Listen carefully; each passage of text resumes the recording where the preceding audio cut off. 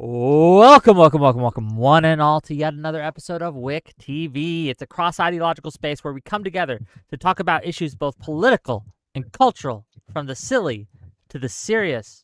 And today, the topic is AIPAC, anti-Semitism, and the left.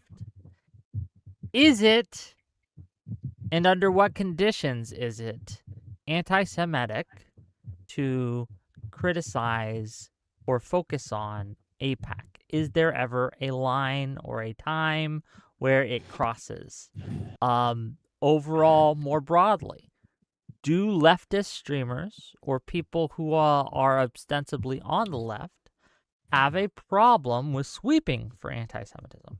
We're going to talk all about it. We got some great guests to do so, and I'm excited to give them the mic, have them introduce themselves a little bit, give opening thoughts, all these things. We're going to start with someone new to the channel, SocialSociety. Welcome, sir. Hello. So first of all, that's not a dog whistle, is it? No. SocialSociety SS? It's not a dog no. whistle? Okay, No. good. Okay. That's scary. I didn't think of that. I want you to tell people who you are, what you do, and what are your thoughts on the subject at hand. Go ahead. Yeah, I'm SocialSociety because I'm a social democrat and I want a strong social welfare state and society, not because of a dog whistle. And I talk about politics on YouTube every day. I do 3 or 4 videos. I talk mostly about MAGA, domestic politics. I saw this kind of stuff, wanted to get in the space, so I appreciate WIC giving me the opportunity. My position on this is I definitely think anti-Semitism is a problem. I definitely think it exists on the left. I'm not too familiar with streamers to have like a hard opinion, though I'm happy to go through the various ones and see what we think. But I wouldn't push back on anything like that. My main thing is I do think some of the critiques of people who critique AIPAC as anti-Semitism can be overblown, which I think kind of like hurts or can even like enable people who want to subvert that and do anti-Semitism with like AIPAC and stuff by critiquing those who are doing it genuinely. So that's kind of my position, and we can get into all of it. I'm excited to have you. Soypill, are you ready? Unfortunately, I mean, I'm ready, but I don't know what the hell's going on with my stuff. I can say my piece, but I'm just trying to find out how to go live and actually show Discord. You know what? I'm going to let you go last so you can focus on Yes, that. please. Thank you. Yeah. Lonerbox, what's your thoughts? I'm the kind of person who doesn't really like organized religion. I don't really like Islam, for example. But I also understand that it's very easy to, and I've never really had any problems with being against the religion of Islam, or even recognizing trends across the Muslim world that are problematic, whilst not being an Islamophobe. It seems to be very easy to do this. Up until about 5 minutes ago, I kind of thought progressives understood this as well, that there is a difference between criticizing something, maybe even incorrectly criticizing something, maybe even being a little bit too excessive when you criticize something. There's a difference between that and going into a territory of scapegoating, of a total disproportionality, of becoming so hateful of a particular group or a connected group or a subgroup of a group that you become obsessed with them, or that you start to adopt this very vitriolic level of hatred towards them, and you hold them to a double standard. And I think every left-winger or progressive understands this kind of pattern and knows which red flags to look for when it comes to every form of bigotry. They seem to struggle, for whatever reason, with anti-Semitism. Thankfully, I come from a country where we have something called journalism and liberals and real media, where this kind of phenomenon did appear quite badly in the Labour Party under Corbyn, and it was held to account, it was challenged, it was aired out in the media, there were independent investigations into it, and now people of that ilk are just rotting away in the Green Party, so where they belong. So yeah, I think we can hopefully treat anti-Semitism the way we treat all other kinds of bigotry, because progressives are usually quite good at that. We'll see. We'll see. We're getting a little technical difficulties, but we'll get there. Hopefully Soypill can get with the program here. But first, we're going to give it to Kraut, my friend Kraut. Give us who you are and what your thoughts are. Go ahead. I make YouTube videos. I recently started streaming, and I came here with the description that you gave me of what was being discussed. I didn't look at all into anything APAC related. I don't know anything about that. I'm not really well educated about that.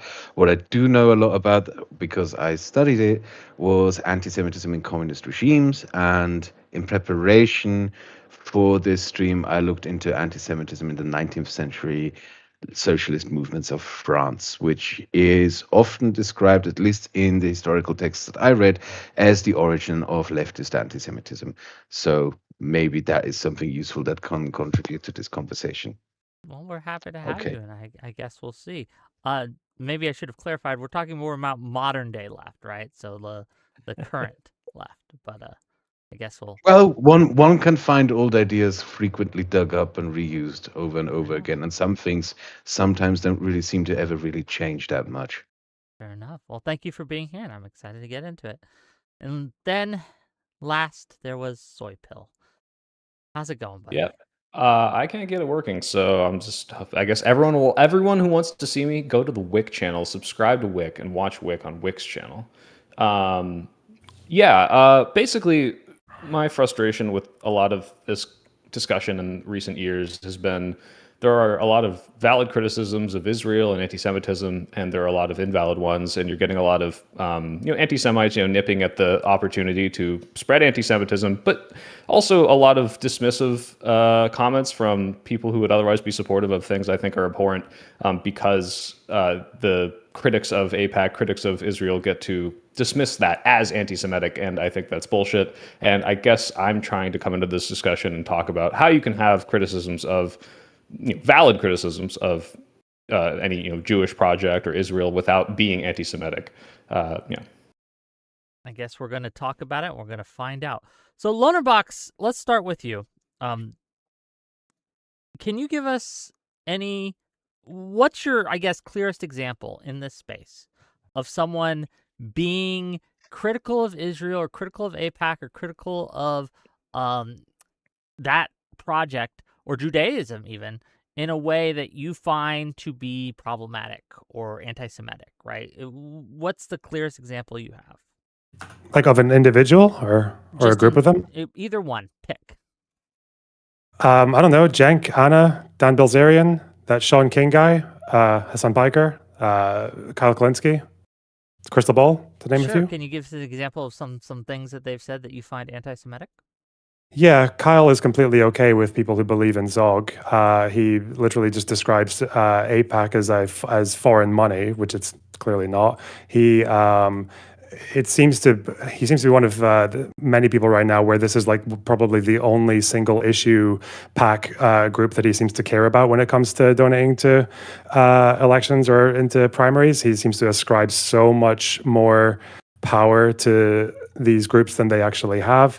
And when it comes to Israel, he's just like one of the first people to just believe every kind of like fantastical story about them, and he is willing to simp and completely launder the reputations and the ideologies of groups like Hezbollah and the Houthis and Hamas who fight with Israel.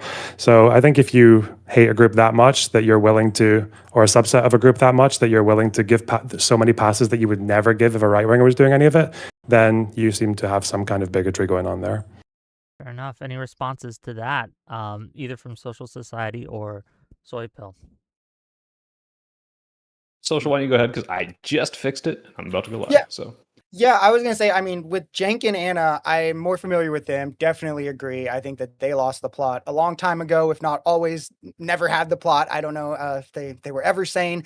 With Kyle, I don't know him as much. What you described, I definitely would detail as playing into anti-Semitic tropes. I would only hedge, I guess, there because like I've never seen his content. I don't know much about him. But I think even more so than kind of what you were saying about giving a hand, or if you hate a group so much, I think it even kind of what you said sounds like it's directly playing into what I would call anti-Semitic tropes, like this caricature of like somebody standing above us and then minimizing all Jewish people to this caricature.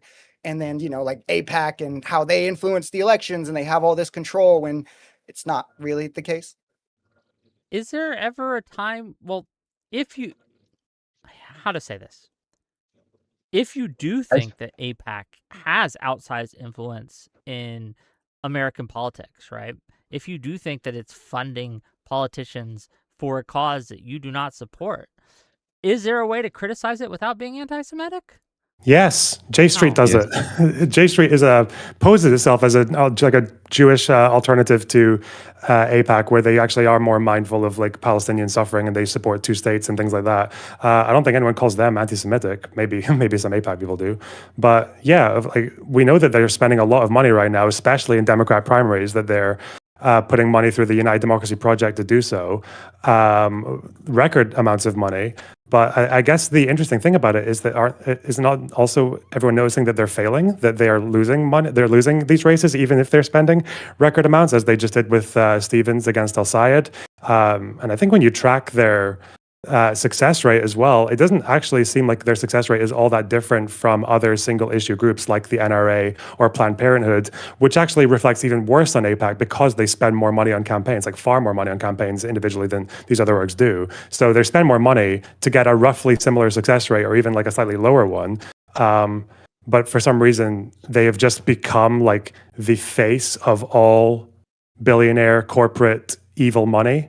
Like it just becomes AIPAC right now rather than PACs in general, or I guess it used to be the billionaire class, but now it feels like AIPAC is just a much more convenient. Again, it's a scapegoat for all of it.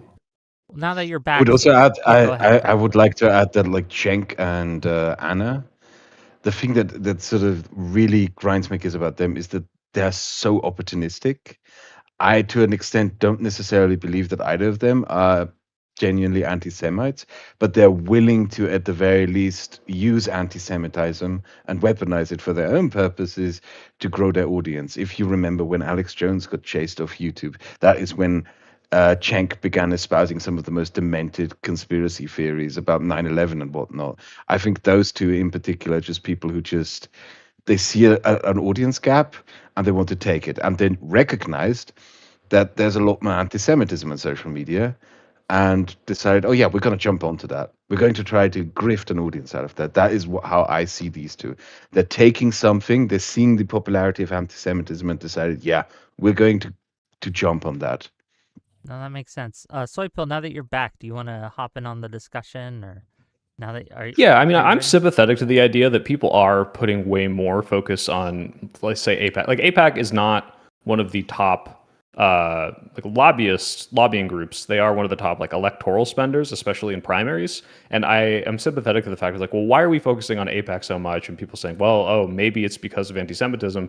But I think when you look at things that are more, pervasive and long-standing in politics, like the NRA, like oil lobbying, like this is common, and this is like the new hot button issue is, hey, this group that is lobbying against incumbents, against Democrats, that is almost apolitical in a sense because they're primarily just whichever group is going to be more amicable to Israel. And then you've got the October 7th post stuff and all the genocide. I think it isn't crazy that it's being hyper focused on, that a lot of this is like, hey, I don't like corporate spending, and this just happens to be one of the biggest spenders in these primaries, in elections, and it's happening against Democrats. It's coming from like a very small group of people, so it's like a lot less grassroots. Like, yeah, I would say it is very much a I don't know, like the punching bag for money in politics. But I'm not quite sure, like, oh, well, they're not succeeding, so that's good. I mean, first of all, that's a more recent thing. They are realizing that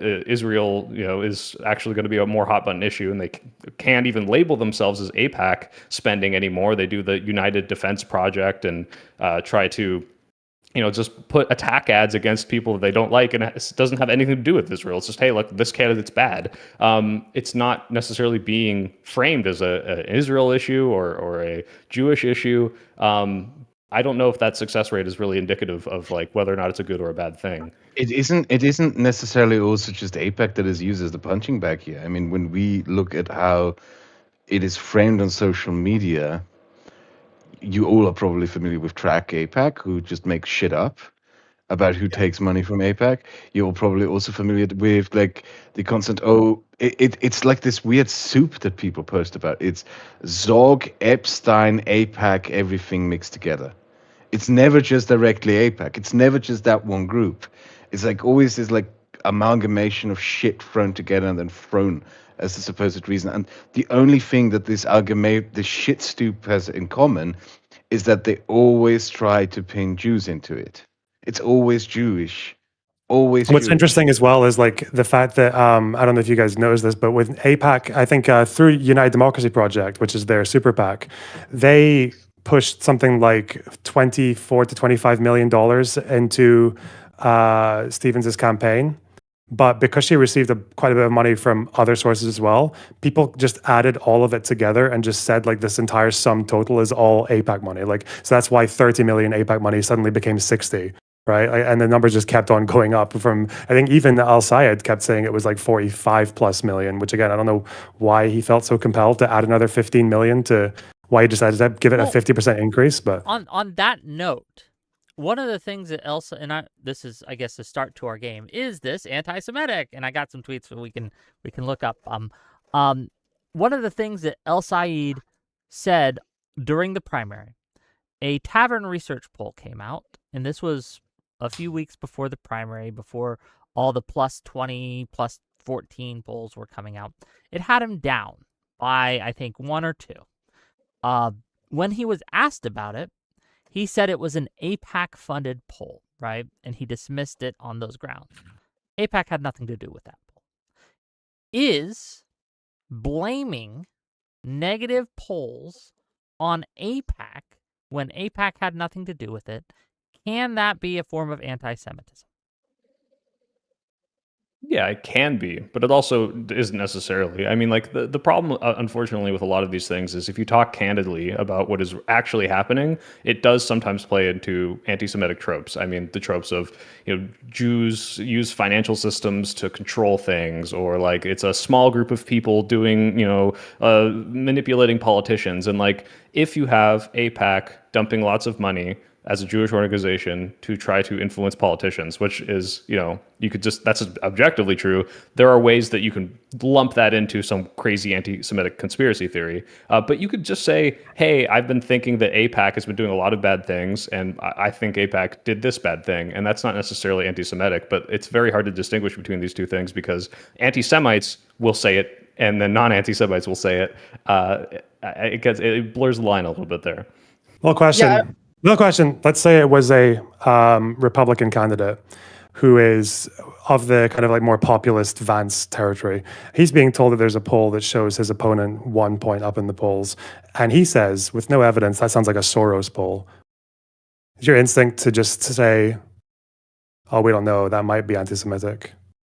Yeah, because I think Soros is a boogeyman among the MAGA. Okay, yes. maybe. Because Soros is a boogeyman among MAGA, and while Soros is absolutely played upon by the anti-Semitic pundits like the Tucker Carlsons and these people, it's also like you go and you talk to these MAGA people and they think Soros is this like big evil Democrat billionaire, and like I don't even know if that many people know he's Jewish.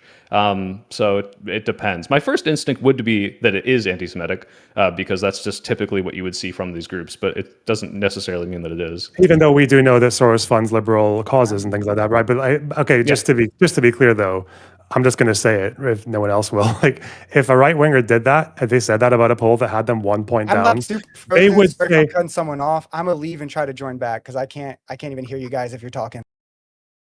Oh, I'm sorry. Okay.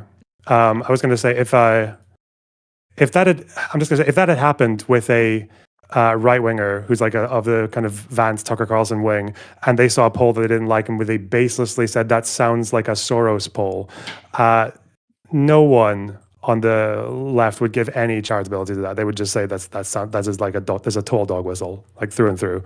I'm just curious why the ifs and the buts come for Al Sayed. Yeah, I would say that I kind of differ there. I do think it is definitely playing into anti-Semitic tropes. Where I would think maybe there's some room for difference is when we're talking like politically, right? And there's like other calculuses that have to go into it. In his primary, AIPAC is spending big. And I do think him stressing money in politics was kind of a winning issue for him. So maybe there was some calculus of just grouping this in with that. But regardless, I think it's a bad look. And I think it's more harmful than it is beneficial. I just don't know if I would call the intent anti-Semitic, but it definitely plays into those tropes. And if, say in a few years, say PALPAC, which is like this kind of emerging pro-Palestinian pack that's trying to be like it's the rival to AIPAC from the other side, say they grow big enough and then they are funding campaigns, then like a pro-Israel Dem sees a poll they don't like and say, I don't know, that sounds like PALPAC money. I don't know, I just feel like the anti-Arab Islamophobia claim would just be so much easier to make against them from the left. I'm just wondering why there's this like... Can I No, I post agree. things Okay. in the Would be side chat here? Can I post things in the side chat here? Yes. What are you trying Or to should post? I I can just show it DM on it to- stream if you want to post something, right? I can't send you DMs because I'm. Wait, I'll post it in the side chat of the backstage. And Lonerbox, I well- was. Oh, you can go ahead. There you Sorry. go. Well, yeah, it's like the issue with this is like if you notice a pattern of attacks from a political action group, let's say it's AIPAC, let's say it's Soros, and then you see another one, you're like, probably Soros. I don't think this is necessarily anti-Semitic, right? It depends on the pattern of the behavior, right?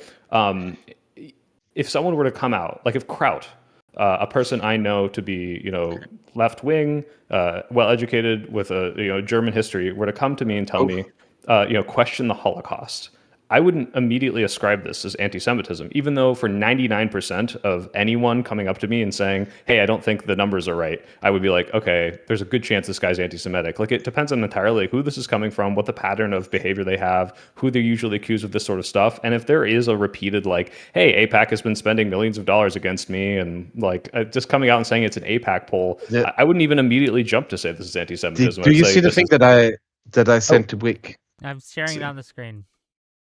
Would you say it raises eyebrows?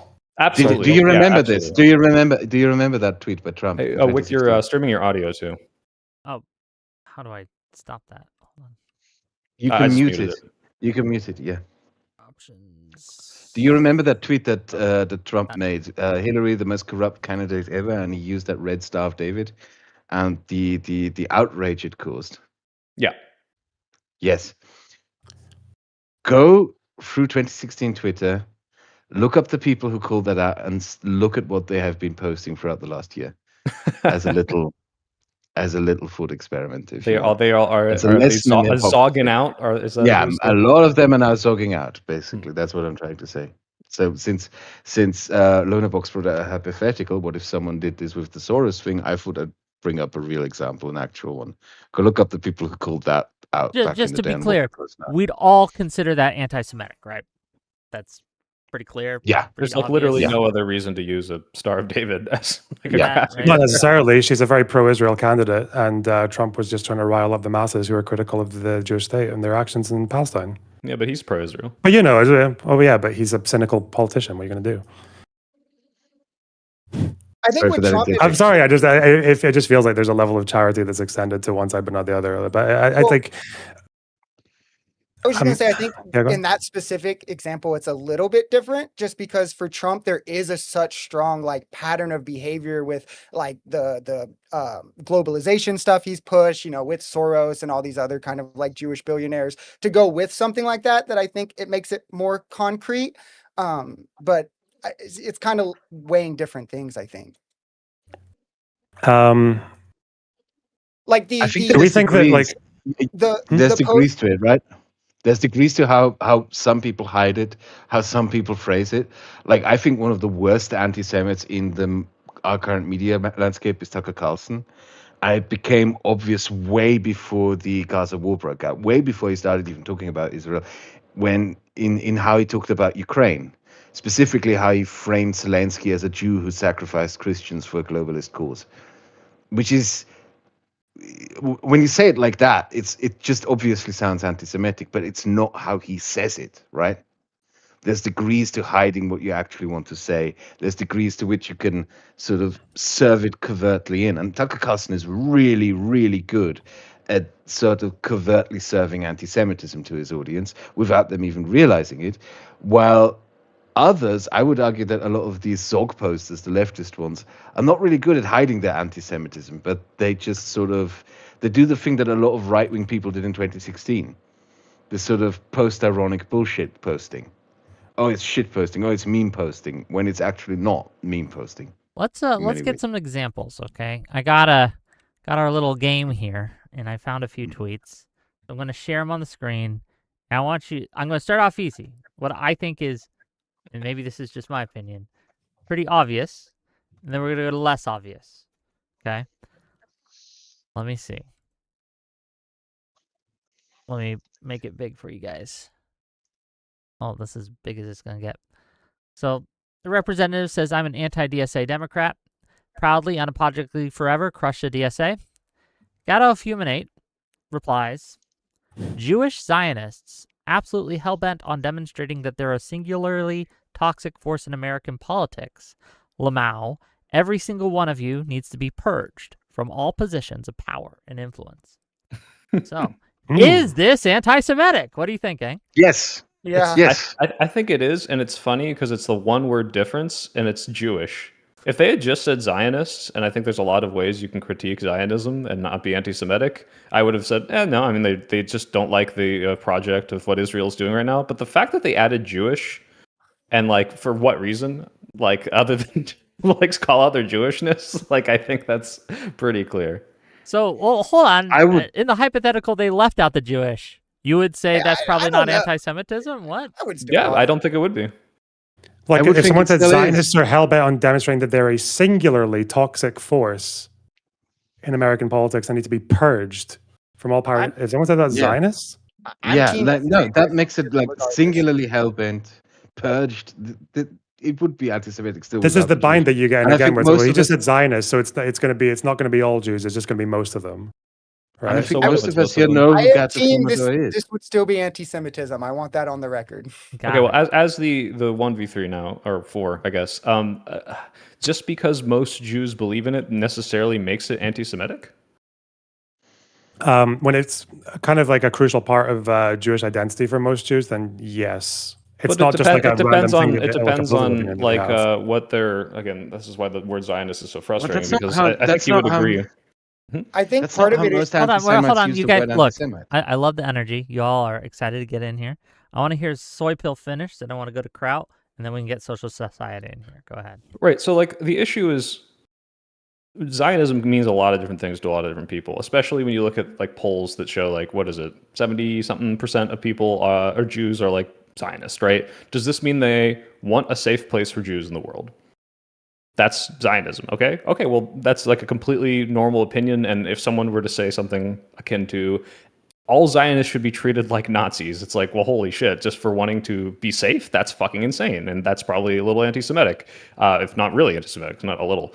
Versus Zionism as it exists, hey, I think we need to maintain an ethnic majority, and we should continue to purge people to maintain said ethnic majority and kick people off their land to do this ethnic majority. This is something that a lot of people, I think, could rabidly disagree with without being anti-Semitic and say, I don't care what your race is, I don't believe that any country or people should be able to do this to another group of people. But if you were to say Zionists, as in I'm referencing the people that believe that's okay, are, you know, rabid and disgusting and should be purged from politics, I don't think that would be anti-Semitic, which is why I think Zionist probably shouldn't be but the question is, because it's like, such an easy cudgel to use as like, are you being anti-Semitic, or are you just, you know, against the worst parts of what Zionism entails? But the question is, what we do that with any other belief system? Would we, if someone said that about Muslims, would we say, oh, maybe they're just talking about the Muslims who want to establish a caliphate and oppress women and kill all the Jews and the Christians? Well, like, you said earlier in this discussion that you hate Islam, right? Yeah, I don't like Islam, the religion. Yeah, but again, it's okay to say you don't like Zionism or you hate Zionism as well. I don't think that's necessarily anti-Semitic. But I think if I was going to a place of like where that person was saying that they're a singularly toxic force, then that does sound like you're giving them power that they don't have, like an exceptional level of power that they don't have. You are singling them out. You're scapegoating them for, I guess, every other toxic force in the United States. And you're also saying that you want to discriminate against them. You want to purge them from power in public life. Purging is not extermination. Purging is also sort of getting rid of something. Purging is an exterminationist language. If this was 2016, and the tweet said, MAGA is a singular toxic force, and there were only like 2 or 3 MAGA politicians, and they need to be purged, I would have the exact same argument. Even if, like, 70% of white people liked MAGA, right? MAGA is not an ethnic, is not tied It's to not a any sort of collective. It's not a ethno-religious protected identity. class. Yeah, it's not, or it's not like a it's not a Neither national is identity. Zionist. Well, it's not a national identity. It's not like something that an entire religious group or an entire ethnic group or the majority of an ethnic group considers to be like kind of essential to at least quite a lot Again, of we're their hiding survival. behind the wide spectrum of like what Zionist means to people. When we look at the majority of Jews, do the majority of Jews support the ethnic cleansing of Gazans? I don't think so, but a majority of Jews probably say, I want a place in the world where Jews can go in case of the worst, types of things like in the 40s were to happen to them, right? Like these are very different terms, and saying, I think Zionism is disgusting. That's why I don't like using the word Zionist. It's like this is. I think we can infer. Do you think? Okay, so just there's a on problem a that they're guess. making. Without, do you think that Gato person, when they think Zionist, they think Jew that just wants a safe place in the world versus Jew that wants to destroy all the Muslims and kill it? Yeah, exactly. And we're getting on this hypothetical where I'm like, yeah, had they used different language, I might have said they weren't anti-Semitic, but like they are. It's not just because of the language they use. They said Jewish Zionists. We all know who Gato Fumador is. We've interacted with him before. Like, it's kind of absurd to take one statement of his and sort of not compare it to any other statements or to what his personality is. You know that he's a bit of a, not just a bit, he's quite a bit of a Jew baiter. My understanding is, yeah. Which just goes back to my point about patterns of behavior and who they are outside. So, Social Society, go ahead. Give us what you got. Yeah, I would say there's two things on it. I think the rhetoric definitely plays into anti-Semitism, again, because of how it permeates is different than other kinds of bigotry, where like a lot of bigotry is about like, I guess, minimizing or making the people seem lesser than. Anti-Semitism really is about like creating this caricature, like an elite that's above you, and then reducing the entire group of like Jewish people down to this caricature. So when they're saying things like a single existential threat and using language like that, I don't think Jewish is necessarily what makes that anti-Semitic. And the other big thing is I think outcomes matter as much as intent in conversations. And if so much like the majority of Jewish people are Zionists and you want to purge Zionists from our democracy, well, that's going to discriminate against Jewish people. So I think that that's a bit anti-Semitic too. So that's where like my disagreement would be, why I would think that is anti-Semitic regardless. Would it be, I have a question. Would it be like anti-German in the 40s to say like we should purge Nazis from our government? Because like most of the country was Nazis. I wish Kraut was here. I am here. I'm just smoking. Oh, okay. Yeah, because I want your input on this too, specifically. I don't think but that's also for the same reason that people who spoke that way about ultra-Zionists are going to be different, right? Like ultra-Zionist being... because Zionism is really just Jewish nationalism. Like at its foundation, it's the idea of like there being a Jewish state in the same way there's a German state. So it's like saying that, I don't know why we go from Nazi when really the analog would be German. Like, no, I mean, if Zionism is a belief. There are eschatologists, there are American Zionists that are not Jewish. It is not inherently tied to Judaism at all. It's not inherently tied to Judaism. It just a lot of Jews want to be able to self-determine because Jews want to have a safe place in the world does not mean, first of all, not all Jews are Zionist, and we're going off polls. I assume if the polls. I think if you went into like late 19th century Ottoman Empire and said, there's fucking Armenians who want independence, they need to be purged. Like that might be a comparison that I could make. But again, we keep picking like ethnicities, right? If I say Nazis, which is Armenian independence movement, there were also Armenians, probably some at least, who wanted to remain part of the Ottoman Empire and were comfortable within it. It's like no comparison is going to be 100% accurate, but it is sort of at the top of my head the one that I could think of. And again, as mentioned before, and that is the really important part, in my opinion, is we know who Gato Fumador is. We know how he talks about Jews. We're trying to reestablish a way of sort of, hey, here is how this anti-Semite could have said this without sounding like an anti-Semite, which overlooks the fact that he's an anti-Semite. Sure. Yeah. Well, okay. Well, I'm just saying, like, if we're looking at this statement in a vacuum, like, even without knowing this person's history, this statement is anti-Semitic to me by saying Jewish Zionists. So that's they're all. But just to clarify, singling them out as a. But to clarify, singling them out as a singularly, like isolating them as a singularly toxic force that needs to be purged from all positions of power and influence, that doesn't move the needle for you if you just said Zionist. It depends on how you interpret that. If you're saying like they're the worst people in government, like if you're reading it that way, then yeah, I would say that's probably leaning more because it's like, okay, there are 8 million other groups that are way worse than Zionists in our government. We've got MAGA, we've got oil lobbyists. Like, if that is how you're reading it, then I would say yes, but I'm not necessarily sure that's how they're saying it. Okay. Okay, next contestant. Okay, it's from Cenk Uygur, our favorite. Kushner met with Netanyahu today for 4 hours. And Kushner, sorry. Kushner? I don't fucking know. And he came out saying the U.S. would back further military action in Gaza. Oh, so an Israeli goes to talk to an Israeli about how America should fund more genocide in Gaza on behalf of Israel? How fucking convenient. Who the fuck is Jared Kushner? He has no official role in the U.S. government. Why is he promising our money to his favorite country on earth? Why is he giving guarantees on behalf of the American people that we'd love to fund more genocide? Who the fuck is in control of our government? It definitely isn't us. The Israelis who run the U.S. government couldn't care less what the average American thinks. If Israel wants more war and genocide, you have to pay for it. Is this anti-Semitic?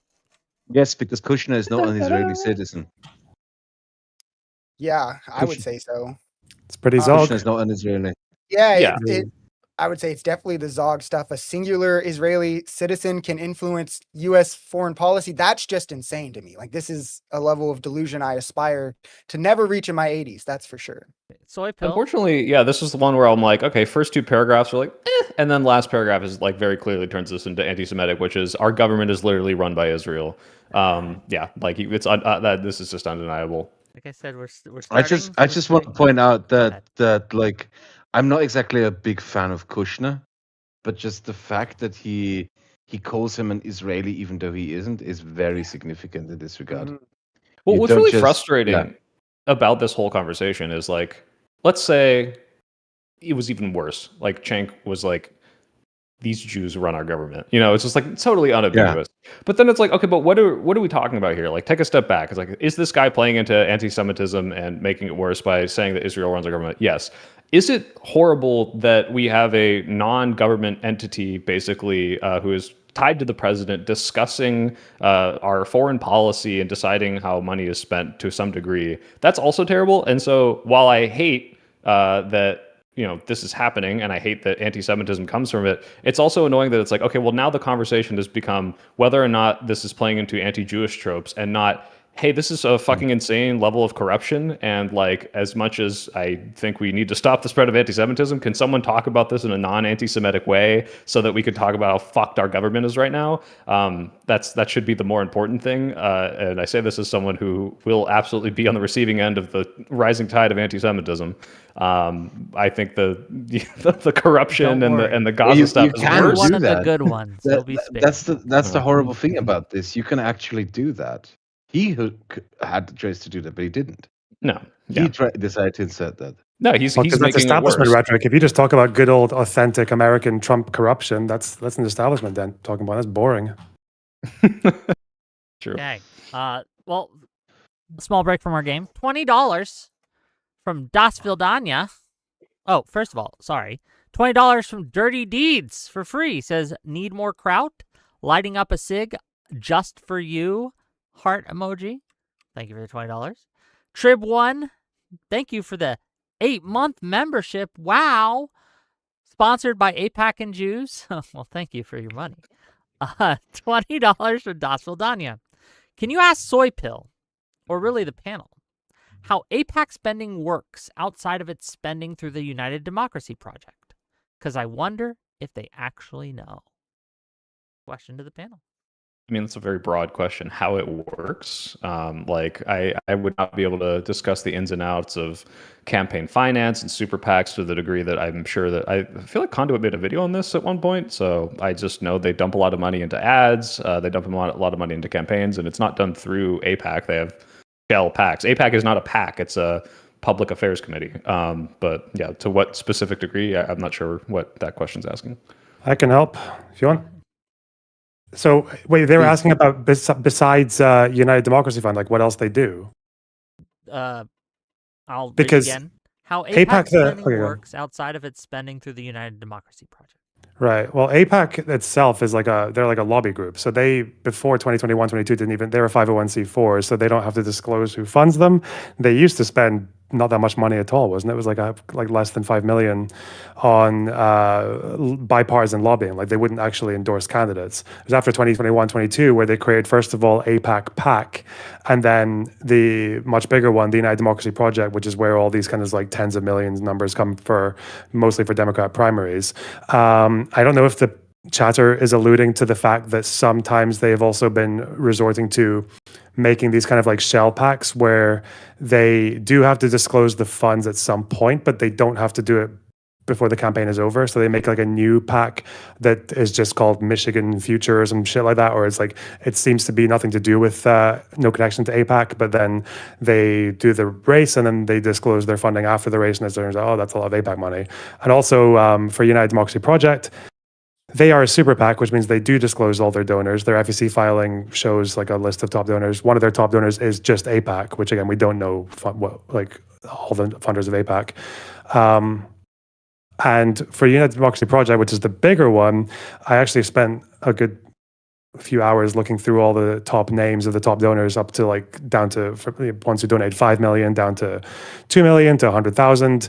I didn't actually expect like almost all of them to be Jewish. Like I thought it was like, it's, which is also the funny thing. Like it is basically like disproportionately or even majority Jewish money. But, you know.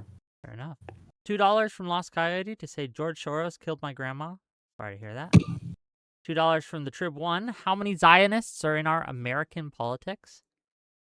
I guess it depends how you define Zionist, huh? Shit. Super Duper Scooper for $2 replaced Zionist with globalists from the right. And then a tier 1 membership for 1 month. Wow. Would Soy give this charity to All Lives Matter? Yeah, I know a lot of people that say all lives matter that were very much not racist. It was just a like very obstinate reaction to the phrase Black Lives Matter. It's like, well, of course they do. All lives matter. And then I knew a lot of people that were saying it because they wanted to say white lives matter and they wanted to diminish BLM. I unfortunately, in the same way, like, it's interesting to me. I believe everyone on this panel would probably be like, yeah, MAGA is basically freaking fascists, maybe even like Nazi comparisons at this point. But like when you meet MAGA like on the street, like most like of these Southern moms, they're not Nazis, but they are going along with like the like policies of mass deportations and the worst like parts of the rise of Trump's fascism. And it's like, okay, well, am I spreading anti like white Southern mom rhetoric by saying like MAGA are Nazis? Like kind of, but it's also just like what that movement is. And I really do want to like try to disentangle like, yes, Zionism is a belief. Yes, it's intrinsically very tied to Jewish history, but it is not inherent to being Jewish. And I think that's an important distinction to make.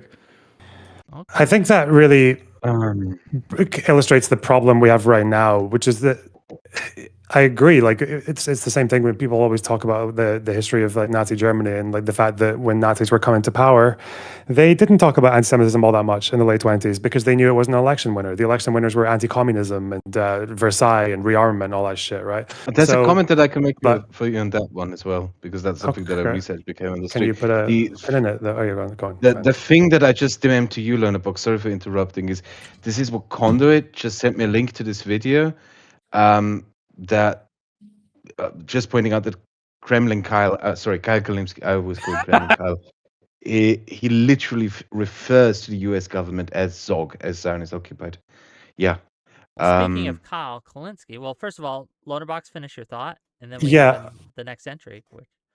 Because to me, and coming back to the Nazi analogy, like this was like the arguably even the more crucial problem wasn't so much the people who were dyed-in-the-wool Jew haters who wanted to kill them all. It was the much larger portion of the German population that saw what was happening, that didn't necessarily want it all that much, or didn't really like it even if at times, but they were willing to tolerate it for some kind of greater cause. Well, it's better than having a Bolshevik Germany, or it's better than losing to Europe again, like that kind of thing. And this was kind of like this permission. Right? Yeah, this was like the permission structure. And right now it does definitely seem like a lot of people are just willing to kind of throw this issue under the bus or like under the carpet because MAGA, right?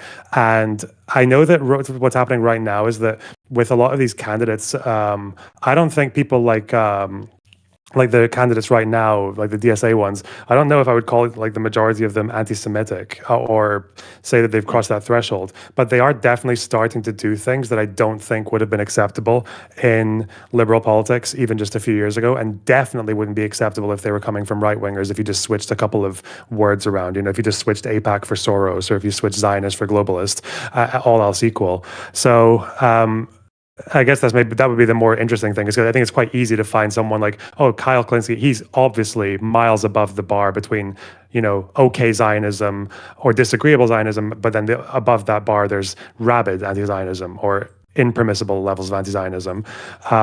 We keep But I bringing up guess this, it's if you switch the words, and it's like, well, yeah, but the words have Yeah. different meanings, right? Like globalist is kind of a catch-all for people, like part of a conspiracy that want to destroy your independence. Like that's really the only people that use the word on the right. Like on the left, a globalist would be like, yeah, I believe in international free trade, but you just almost never heard it that way from the right.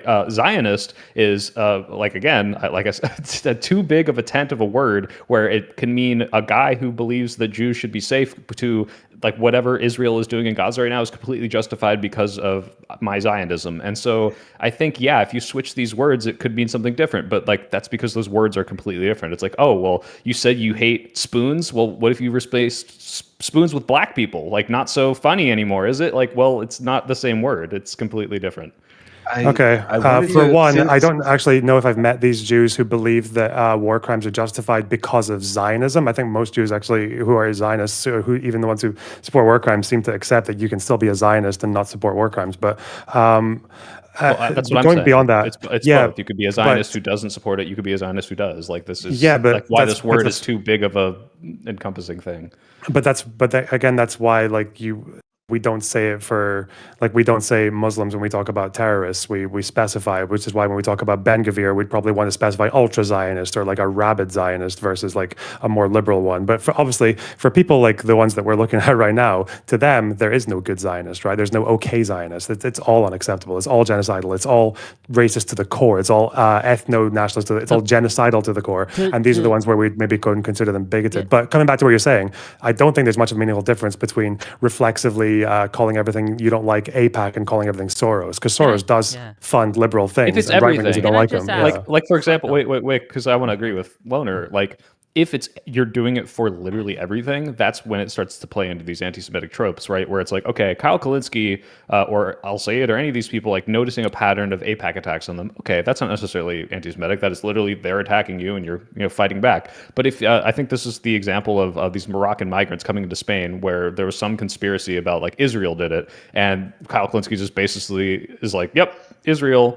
There was no reason for this, to my understanding, but correct me if I'm wrong. That is anti-Semitic. You're just like, yep, Jews control migration to Spain to do some like Israel project. Like that's when it becomes like, okay, you are just taking any problem you have and funneling it into this lens of like, and it's because of Israel. That's Since Lonerbox brought up Nazi Germany, interwar Nazi Germany, right? You brought that up briefly before. I think I brought it up, but The Communist Party, particularly. Do you guys know that the Communist Party of Germany in the interwar period in the 1920s and 1930s was an overtly anti-Semitic organization? Became I've heard one. of this, yeah. Yes, so that started in 1923. I have the page of the book open right here, so make sure that I don't get anything wrong. So in 1922, 1923, the German Social Democratic Party, as the Nazi party, rose in popularity and became more overtly anti-Semitic. The Social Democrats made the decision that they would oppose anti-Semitism in German politics. And that resulted in the reaction of the Communist Party of Germany, accusing the Social Democrats of protecting the Jewish bourgeoisie. From then onward, the communists started launching campaign after campaign after campaign, framing the Social Democrats as the protectors of Jewish capital. Then, as the Nazi anti-Semitism, because the Nazi party started becoming more popular as the 1920s came to an end and the 1930s came in, right? The communists jumped on board of that ever-growing popular anti-Semitism. In 1930, they purged the Communist Party of all high-ranking members who were Jewish. That's the Communist Party, not the Nazi Party. And starting in the 1930s, the Rote Fahne, the official newspaper of the Communist Party, started publishing articles like, Die Nazis sind die Helfer des jüdischen Kapitals. The Nazis are the actual helpers of Jewish capital. Continuously, like the wave of attack that they used, the method of attack they previously used against Social Democrats, accusing them of protecting Jewish capital, they then turned that to the Nazis, saying, "Oh yeah, the Nazis are actually secret protectors." What's the name again for someone who loves Jews? Something file. Yeah. Semophiles? I don't know. Something like that. Yeah. So that was sort of like the attack line. I thought that is worth pointing out here, because I reread that again before I came on that stream when Wick told me that we were streaming about this, and that feels very similar to some of the things that is happening right now, to me, in a certain extent. Because if we're going to be very honest about who repopularized anti-Semitism, at least in the social media spaces, it was the right. It was sort of the alt-right elements that moved around the magosphere, who popularized anti-Semitic memes The at the very Groypers, least. things like that. Yeah. And it does seem to have become increasingly more popular and more popular. And I think that what we are seeing certain leftists do is in many ways a repeat of that. They're jumping onto something. They're seeing that this is something that worked, and they want to have a slice of that pie, more or less. And in particular, people like Karl Kalinski and Cenk Uygur and Anna, etc., I think that is what is basically happening here. I wanted to let that in. No, If you want, I can, since Lona brought it up, I can send Lona the book as well. Yeah, if you you want. want to send the book, and that's interesting information. I did not know that. I guess to a point brought up earlier, right, that Zionist is this big tent word and things like that, and it could mean this, could mean that, depending. And this is to Soypill specifically. Have you ever heard someone on if someone on social media or in these spaces gets called a Zionist, has it ever been positive? In recent years, no, of course not. I mean, especially with everything that's happened from October 7th forward, it's absolutely a pejorative. Yes. When people, at least in these spaces, talk about Zionist and they're calling someone a Zionist, it's never someone who just wants a safe place for Jews to live, right? Like, I think it's a safe bet at this point. If someone's using the word Zionist, they're not meaning that.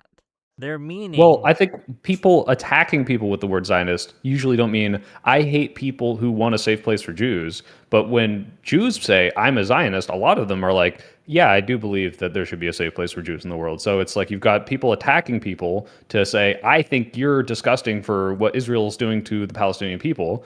Zionists are gross. And then you have people like, yeah, I'm a Zionist. Of course, I think it's cool to live in Israel. It's a big mix.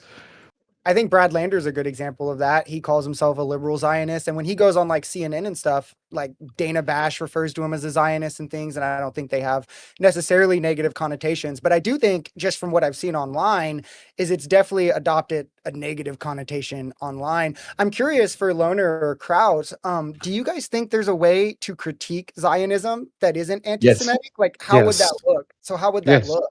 And like, what's kind of the difference there you see?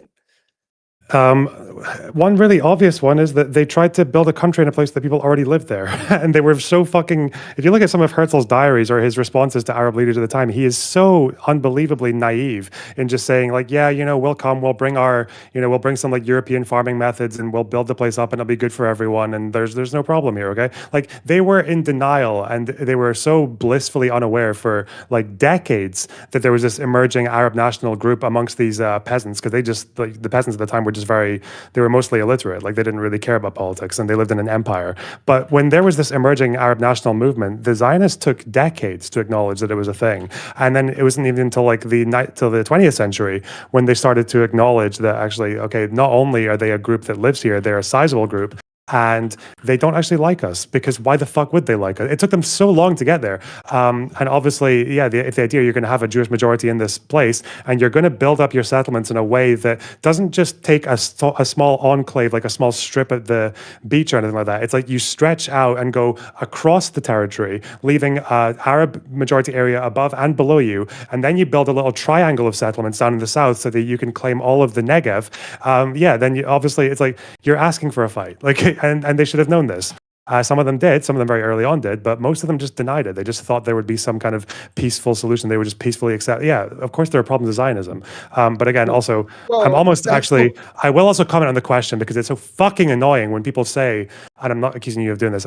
When people do this thing where they say, "Oh, everyone just says that there's no way you can criticize Israel or Zionism without being called anti-Semitic." Yes, you can. It's actually quite easy, and Zionists do it all the time. Yeah. I was about to get on that because you've said it a couple times in this discussion. You've said ultra Zionist, which is like, okay, this like modifier is implying like these are the people that are okay with like everything Israel is doing now in service of maintaining Israel. Like, is that how you would get around all of this? Like, if every lefty started saying ultra Zionist specifically to caveat and distinguish away from a lot of Jews who just want to feel safe, would this be more acceptable rhetoric? Would this like deviate most of the accusations of anti-Semitism? Like, is there like some better word that people could use?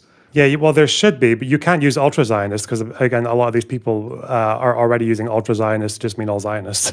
Because this is the kind of thing where someone will take a Ben-Gvir quote and say this is the whole country, even though he gets 5% of the vote, right? So, but yeah, no, there should be, in the same sense that between anti-Zionism and I don't know, rabid anti-Zionism, there should be a line that should be quite clear. And yeah, there are some problematic statements that can exist without making someone a rabid anti-Zionist, in the same way that a Zionist can say maybe a couple of problematic things, but there's a fine line, or there's a notable difference between them and like a rabid Zionist. Yes, I think this should be like a fair distinction on both sides. But you said because they already are doing this, it doesn't work. Like what?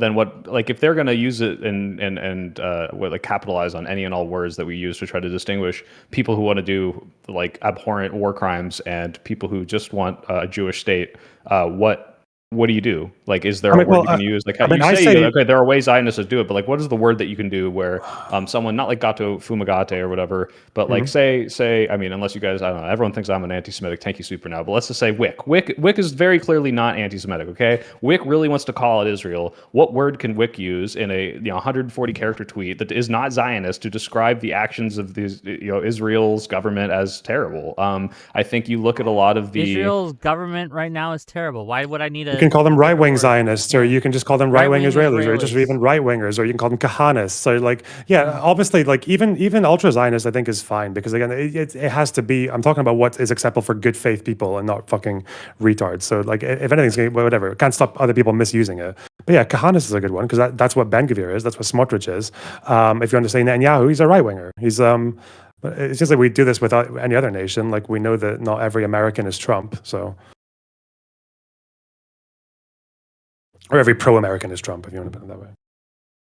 I guess the issue there is like if you were to say, MAGA-ists or Trump-ists, like obviously this is tied to him, but I think a lot of people I think you see politicians that people will say, hey, they're calling out Israel. Look, they're saying Netanyahu's government is bad, but like they're very careful not to use certain words. I think, of all people, they're like the most careful about not being anti-Semitic. And it seems like they're willing to say like, yeah, if Netanyahu didn't get elected, but someone else did, or like, someone else doing similar things, but it wasn't them. Like they're allowed to play that defense. Well, I called out the people doing those things, but now there's a new person in government. It's like, well, you weren't really criticizing the idea. You had the scapegoat of like, it was this guy in government and now he's gone. So now what? Like, are you actually critical of it? People get wary of when you just like, oh, it's the right wing. That's the problem. And not, well, there's a huge chunk of Israel that's okay with what's happening now. Oh, you mean like criticizing the very concept itself? Like, Lona is obviously more educated on how Israel came to be, etc., and the ideology of Zionism than I am. I'm not very familiar with it. But if like the thing that SocialSociety, if that question is still open for me, I would just say I'm a liberal, and if you're, at least in my conception of what liberalism is, there isn't really much space for nationalism. Don't really like nationalism, and Zionism is inherently nationalistic. And from that point of view, that like if that is something that you wanted to approach it from that point of view, I can reject it very much so, because at least the liberals, in the terms of what I consider myself, one pursues internationalism, the crossing of borders, right? Yeah. What Yeah, are and, the? and Yeah, in Go that ahead, SocialSociety, please. I was going to say, yeah, that's kind of closer to maybe what I meant by my question. I didn't mean necessarily criticisms of the idea of Zionism itself, but how people can levy these criticisms without being called anti-Semitic. And I do think Brad Lander is a good example of this. Like, he is Jewish, refers to himself as a Zionist, is like unapologetically pro-Israel and all of these things, and like has been outspoken about like the Nova Fest protests, like all of these things. But then anytime he kind of gets criticisms, anti-Semitism is the Yeah. first. Here's I the don't think you. problem. I don't think you have to be nice either. What is the fat idiot called with the glasses? The Israeli, I think, interior Ben-Gvir? minister. Yeah. I don't think it would be in any way anti-Semitic to even refer to that guy as a fascist at this Yeah, he point. probably. Well, he is a looked- fascist, so Yeah. yeah, that's He is fine. a- Yeah. yeah. And what's Yeah, funny in is some not ways- only do most Israelis think that or something adjacent, Israeli right wingers mostly don't like Smotrich because Smotrich does things that Jews actually consider to be quite taboo, like running around the fucking Temple Mount waving flags and making a fucking ass of yourself just to provoke conflict. Like, even most Israeli right wingers don't like that behavior. But, Netanyahu, scumbag, needs to keep his shitty government together.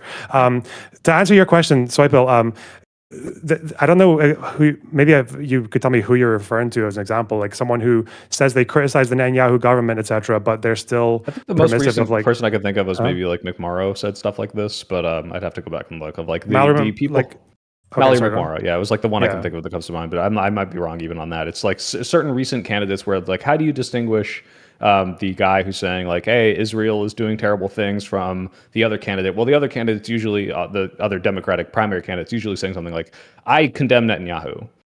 Maybe they won't call the Gaza actions genocidal, but they'll say like Netanyahu's government is despicable, or Ben-Gvir is despicable, or Smotrich is despicable, right? Like, these are the people that are kind of like, all right, you've not really been voting in ways that would indicate that you really truly believe this, but you're kind of scapegoating certain members of the government, saying, "Oh, well, I disagree with those people," but then you won't like try to hold the Israeli government accountable if it comes to a House vote, that sort of thing. All right, so and that's just like someone like Hillary, even like, because Hillary doesn't like Netanyahu at all, and she doesn't like settlements or anything. But like a lot of these Democrats are not going to freeze all of the weapon sales to Israel. There's no way. Sorry, but my question to you is that roughly what you're referring to? Like that kind of like Slotkins? Yeah. Okay. Can you share a political movement with those people? Can I?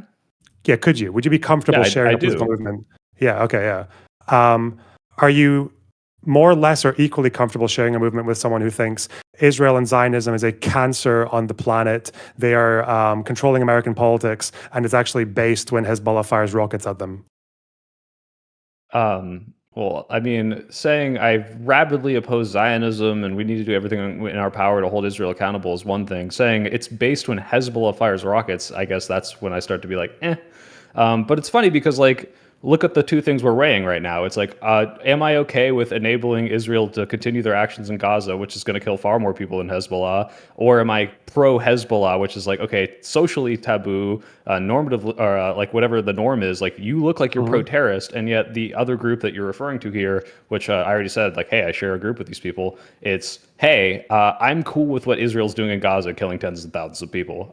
So like, I unfortunately comfortable with both. The norm breakers are going to look worse because they're supporting Hezbollah, and that's disgusting, but it's like, it is the status quo to support Israel, which is doing horrible things right now. So one is actually utility-wise worse, but it depends on what they would then do if they had power. That's a little different. Yeah, and I think probably why is it just comes to a complete disconnect in like reality with how this conflict works.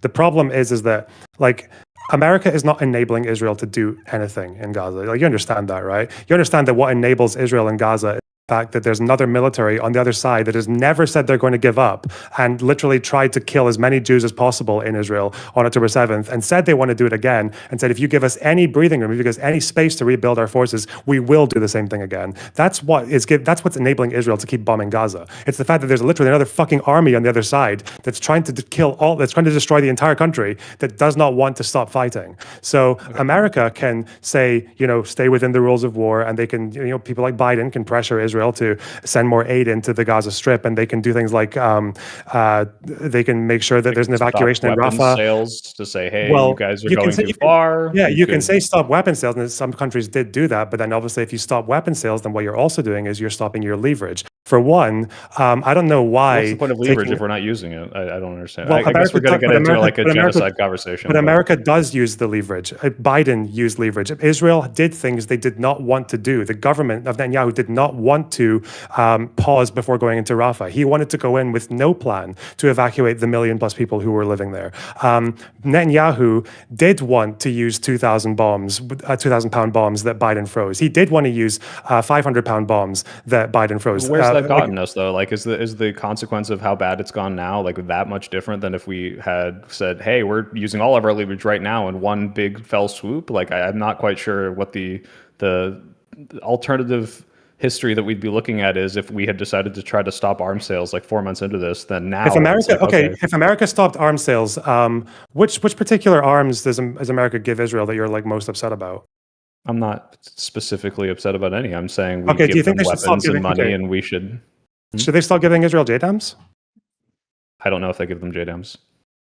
Okay, should they stop giving Israel like guided? The problem is that it Why depends are on which we? Why, technology you're I don't know if getting this is because- like a gotcha to like hyper focus on a specific thing. I'm just saying we could have used our leverage earlier, and I'm not quite sure what would have happened had we like. It doesn't seem like our leverage was all that useful up until now. You're saying like, well, there was a red line here, there was a red line there, they crossed it eventually, but like, did this really change ultimately the consequences of what happened in Gaza to the point of like, well, oh, it would have been way worse had we not done this. Maybe it would have been way worse faster. Maybe they would have capitulated a little bit and said, oh, well, maybe we can't go as hard as we can. I mean, I'd like to see evidence for either of those examples, but Yeah. Okay. So for one thing, I really I would prefer that Israel used guided munitions, which are more expensive and does entail some American funding, as opposed to just using fucking dumb bombs and using unguided munitions that are just yeah, much I'd rather more them use much them cheaper than and a much more nuke. But destructive. what if we could Yeah, stop them and- from doing that altogether with our leverage? I don't Doing know. If anything. that's the Well, case, but I'm saying. You cannot stop I don't know why Israel's the only country people say you cannot stop a country from fighting with people who want to kill them all. You can't do it.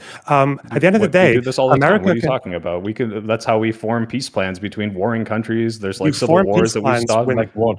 Yeah, Like you which form one? peace plans like when the other side of the conflict is willing to come to the table and agree to something that is actually realistic. So the PLO, well, yeah, America helped there because they helped the PLO agree to get out of Lebanon, and then Israel didn't continue in Lebanon until the PLO were destroyed, the quote unquote the hard way. But Hamas are still to this day they're still just demanding, yeah, we'll warehouse our weapons, maybe. We won't. You'll have no way of knowing if we've done all of it, and we'll only do it after Israel leaves the entire strip. So there's literally no force there that can actually hold us accountable to our disarmament. But yeah, Hamas have Well, made if sure you're saying that America could solve Israel-Palestine with their leverage, I agree. I mean, no one's been able to do that in decades. I'm saying like maybe we could have stopped the starvation tactics. Maybe we could have stopped some of the worst war crimes. Like there are plenty of things that could have happened here. That doesn't mean, hey, if America had just stopped arms sales, it would be a peaceful, happy-go-lucky place with Trump Gaza #1 strip hotels. Like I'm not implying that. I'm saying that we did not effectively use the leverage, and the people that are criticizing people who aren't making those votes are. Yeah, but just to tie this back into how this came up, you were asked, and this is to you, Soypill, you were asked whether you're okay with sharing a party with people like Hillary Clinton and Slotkin, who are okay with giving funds and arms to Israel, right, or at least to some extent.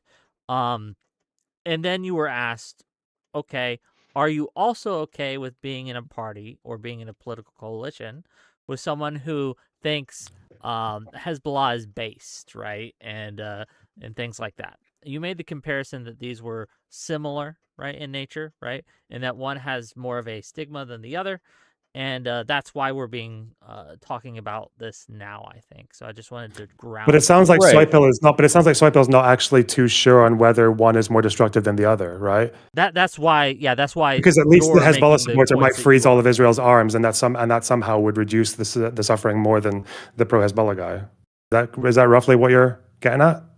No, I was trying to say which is worse in terms of like, yeah, if we remove all of the stigma of like, I know this is ridiculous to say, but like of a person saying, oh, I love Hezbollah. It's like, okay, like which of these persons supports the worst act? People that are willing to continue to enable Israel to do what they're doing in Gaza are causing more death and harm. But that doesn't mean like, if they're not supporting terrorists, but it's like, okay, now we're getting to the argument of like, what is a terrorist? If the contention is okay, but could the people that do support Israel this way or aren't willing to fund or to vote against arms shipments, would they not have been able to stop said things? Therefore, they're not actually in support of all of the death and destruction that's happening in Gaza. I think that's a different argument, and I'm not quite sure that would that's be that would be a really clever argument if Hezbollah were not as destructive as they are. I guess maybe we don't know, but like Hezbollah in Syria helped Assad for the entirety of the war. I think maybe within the first year of the war, Hezbollah were in the Syrian armed forces, plugging gaps, filling up upper positions because they had more experience, helping them with logistical issues, and actually taking a pretty useless, corrupt army and turning them into a fighting force that helped Assad get rid of the rebels and consolidate power. And you talked about this in the context of, I'm not disagreeing with any of that. What I'm saying is you talked about this in the context of people that think it's not Hezbollah just is super cool, but Hezbollah is cool when they bomb Israel, right? Which is like, okay, I think that's disgusting that these people think that. But at the same time, it's like, okay, but you're asking me to compare this to people who are like, I'm not going to do anything when Israel does something to Gaza. That's okay. What does Hezbollah do for Lebanon then? Hezbollah murders political opponents in Lebanon. Hezbollah goes into villages and even into the capital and goes into people's houses and goes into civilian areas and builds military positions. Good here. I know, but we're talking about who causes the harm. And the fact is, there is no Israeli destruction in Lebanon if Hezbollah stops shooting at Israel. It's very, very simple. Israel and Lebanon after the 48 war did not really fight barely ever until the PLO were there. So if Lebanon doesn't attack Israel, Lebanon doesn't get attacked, really, apart from like a dozen Fedayeen or something.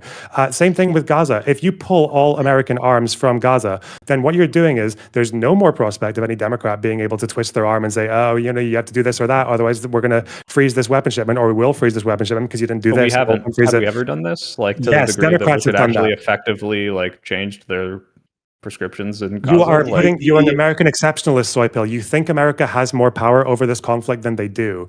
The fact is that no amount of American arm twisting or arms freezes or threats or finger wagging is going to stop a country from fighting a militant group that is trying to kill them all. The people who enable it would stop the war. I said it would necessarily stop some of their worst actions potentially, and like the fact that we're not even doing that is like saying something, right? Well, Thank you for the raid. I think I missed it, but thank you.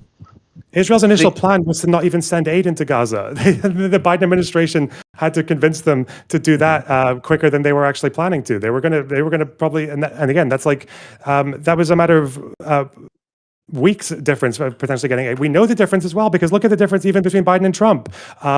We know that those 2,000-pound bombs and those 500-pound bombs, like hundreds or even thousands of them, those shipments were immediately renewed by Trump when they were frozen by Biden. And then they were dropped on Gazan buildings. We know that when it comes to humanitarian aid, the GHF happened under Trump. And remember, the one time the IPC decided that it was actually time to call it a famine in Gaza, the one time the UN was willing to say that was under Trump with the GHF. And that was when you started to actually see with the health ministry publishing these dozens of people every week who would starve to death with because they couldn't get aid. That was a difference that happened under Trump. But we're assuming that there's like a version of this war where Hamas has put 500 kilometers of tunnel all the way through the Gaza Strip, has basically turned the entire place into a fucking war zone, into an urban war machine. And we're expecting that there's a nice way to do this war that Democrats can convince Israelis to do. Yeah, maybe the Biden administration could have done more, but if you want to achieve that, then there could maybe be an activist group that instead of going uncommitted Holocaust Harris and wearing fucking keffiyehs and waving around fucking Hezbollah flags,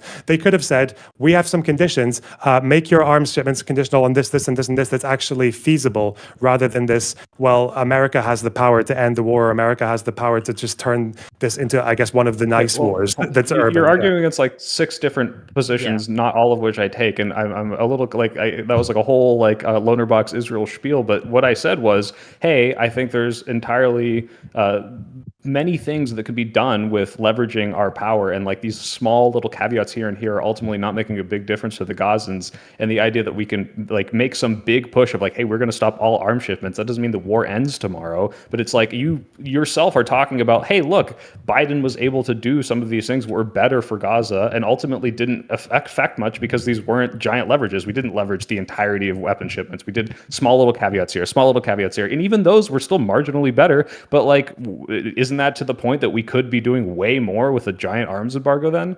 What? Okay. Okay. For one, I don't know. I Like, want to take that thousands of- one. I want to Sorry, take go. that. I want to take. Go ahead. How do you imagine a giant arms embargo would go? I don't know what the point of like me saying let's go through this hypothetical. So like I assume that Lonerbox, correct me if I'm wrong. We do this. Let's say we have the votes for it. We cut off all the arms. Israel says, "Oh, okay, you might do this, and we, will capitulate if you don't to whatever some demands you have. Like maybe we need to put more aid in. Maybe we have to stop these like starvation tactics. Maybe we have to make it so whichever third-party organizations who've declared this a genocide, whatever criteria those have been met, like we have to stop doing the things that are meeting these criteria. This would make it marginally better or significantly better. And if they don't, then they just go do whatever they want, I guess, and it becomes worse because they're using bigger bombs. Is this kind of like how this hypothetical that goes is off? exactly that is exactly what happened, because it's not a hypothetical. That's exactly what you did in Yugoslavia in 1992. You just said, okay, arms embargo, no more weapons go in until you guys have figured it out. And To Serbia or Albania, or what do you mean? to everyone, you told it to the Serbs, the Bosnians, and the Croatians that arms embargo on all of you. No one gets weapons.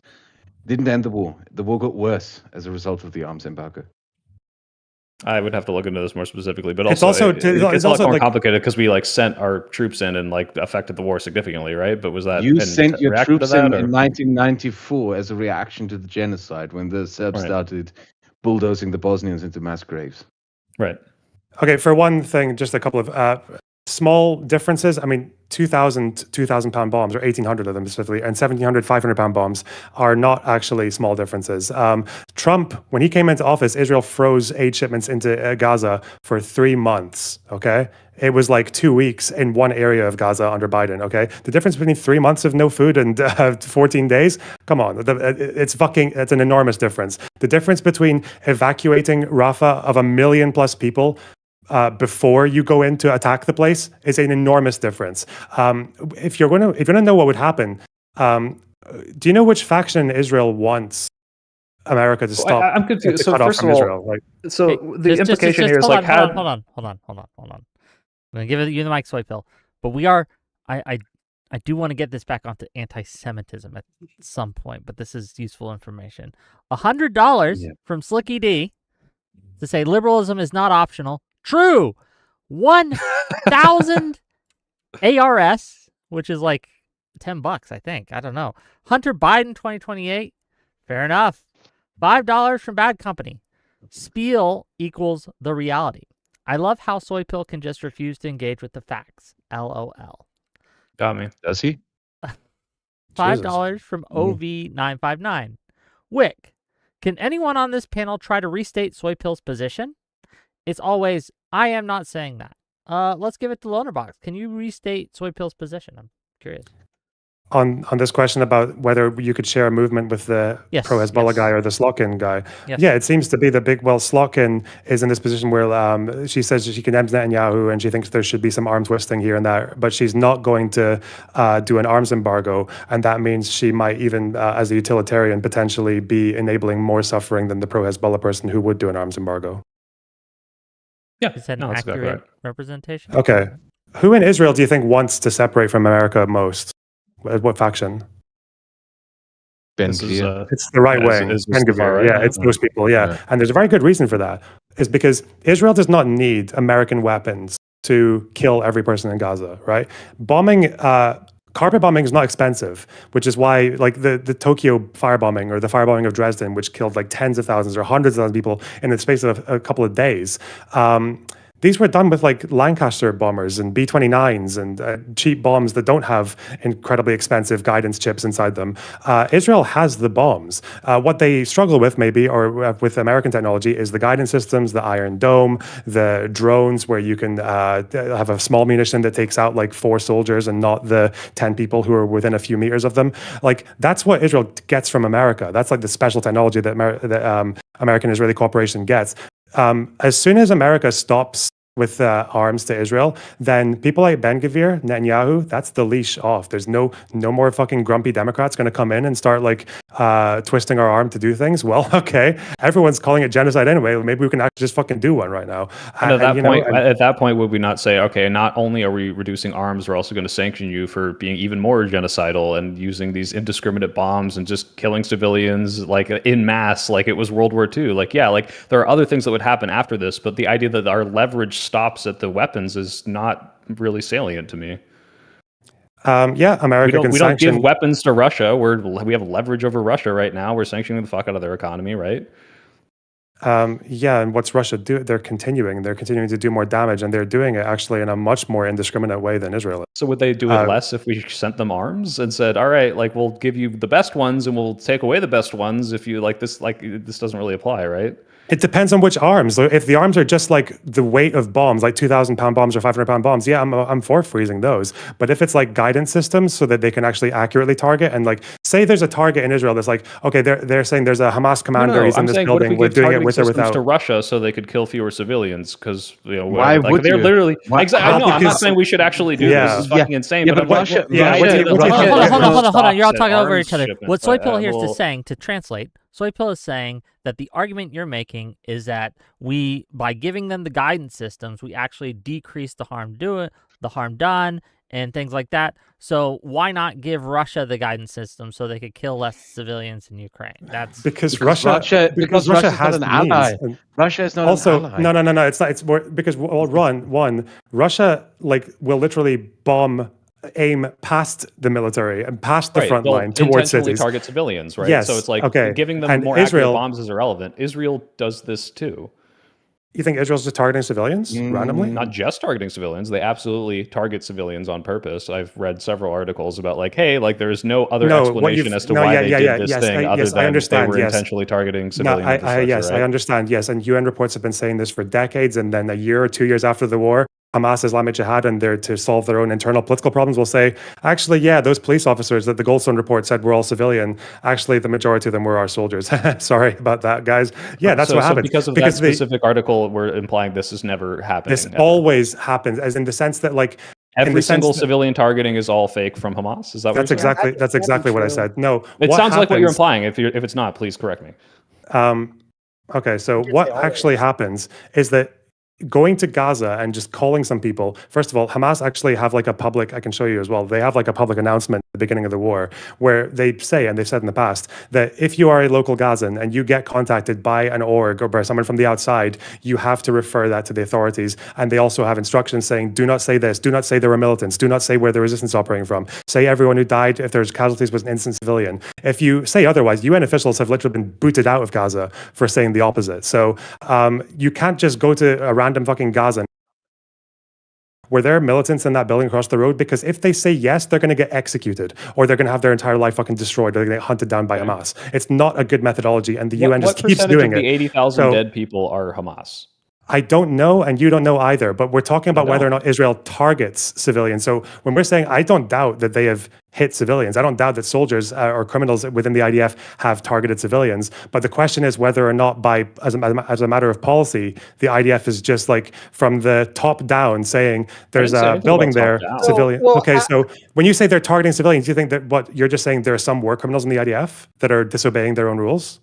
There are, a non-insignificant amount of war crimes committed either by, higher ups who are like sergeants or like even like the lowest people. And when these sorts of things happen, the responsibility is always obfuscated of, well, there's no order for this to happen, or yeah, that guy did that, but we didn't punish him, and it's just something we overlooked, or that was an accident. Like, these are civilians being targeted. And then when the UN or any of these people come in and say, hey, like the policies that you have are deliberately targeting men, women, and children, civilians, starving men, women, women and children, civilians, like I guess maybe in 10 years we'll come out and hear, actually, this was all just made up by Hamas. But I'm a little more inclined to believe these like independent human rights organizations than I am like, what organization is disputing this other than Israel and the U.S.? Yeah, well, that's the problem is I just don't really know how many years we have to watch these international orgs fuck up until we just admit that they actually aren't that reliable in these situations. Like they've literally fabricated or like believe fabricated what's your they've counter literally evidence to this other than Israel? Like, right, like you're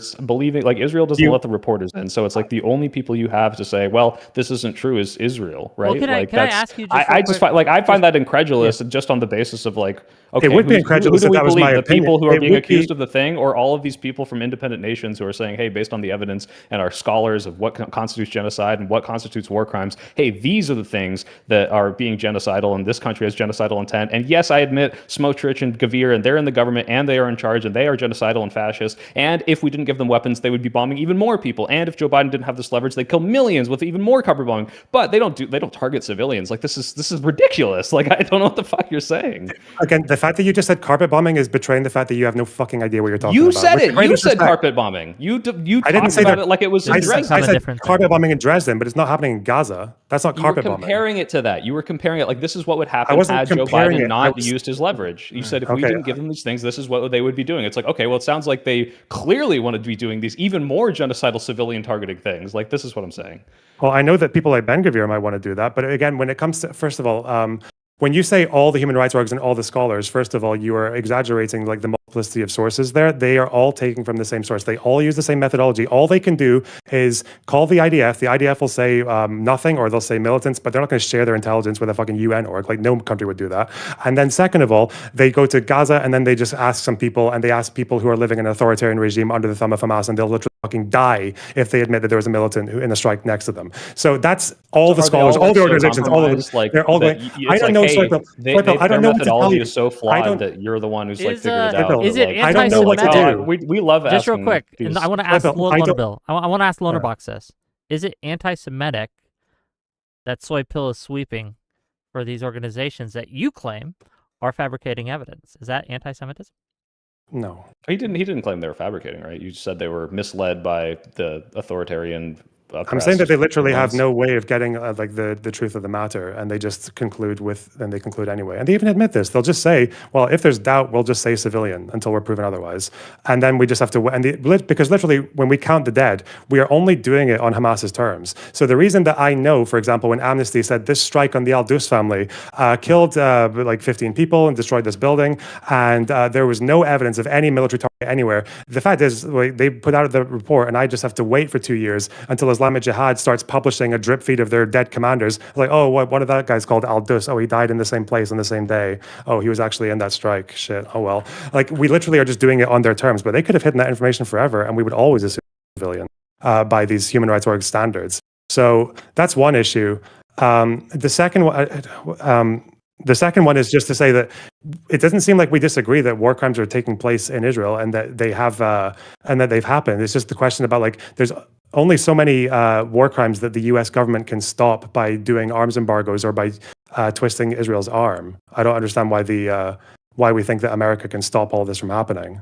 That's the So you that we're coming back were to. talking about how Biden used what people would criticize as like paltry or like insignificant or insufficient leverage to do, you would say, significant things like like we stopped bigger bombs from coming in, we stopped the 3 months worth of like aid being stopped, and the idea that we couldn't do even more by trying to leverage all of our shipments at once. I just don't buy that is some like frivolous, a futile task that we could do. They could have done, but the issue with politics is you have to make them do it. You have to make the government do it, and you have to have an activist group that's willing to actually be smart and to use that pressure and to achieve those things. But instead, they just seem to be quite happy to throw the election for Trump to come in. So they didn't seem to care all that much that Harris lost. Okay, but seem like there was now much when of a we're difference. talking about the party, like this all came back from like, who are you more comfortable being in a coalition with? Like, I'm very comfortable being a coalition of people who are willing to say, I want to stop Israel from doing what they're doing. I want to form a coalition in the House or the Senate and try to make this vote happen. If we're talking about, people are like, oh my God, like if we had a fucking politician who's up there like, God, I love Hezbollah. Yeah, I'd be pretty fucking scared. But that's also because the status quo of being like Israel, like, comes to me in my dreams and I love everything they're doing is like not nearly so bad as saying like, oh, I love Hezbollah. So you think it's just like it's a silly status quo, like it's just because we've just believed that terrorism bad, Muslim terrorists bad, that we just seem to think it's worse when Hezbollah does it? Terrorism is fucking disgusting and awful. It's good that we recognize this as evil. I'm saying the things that we are used to that we do.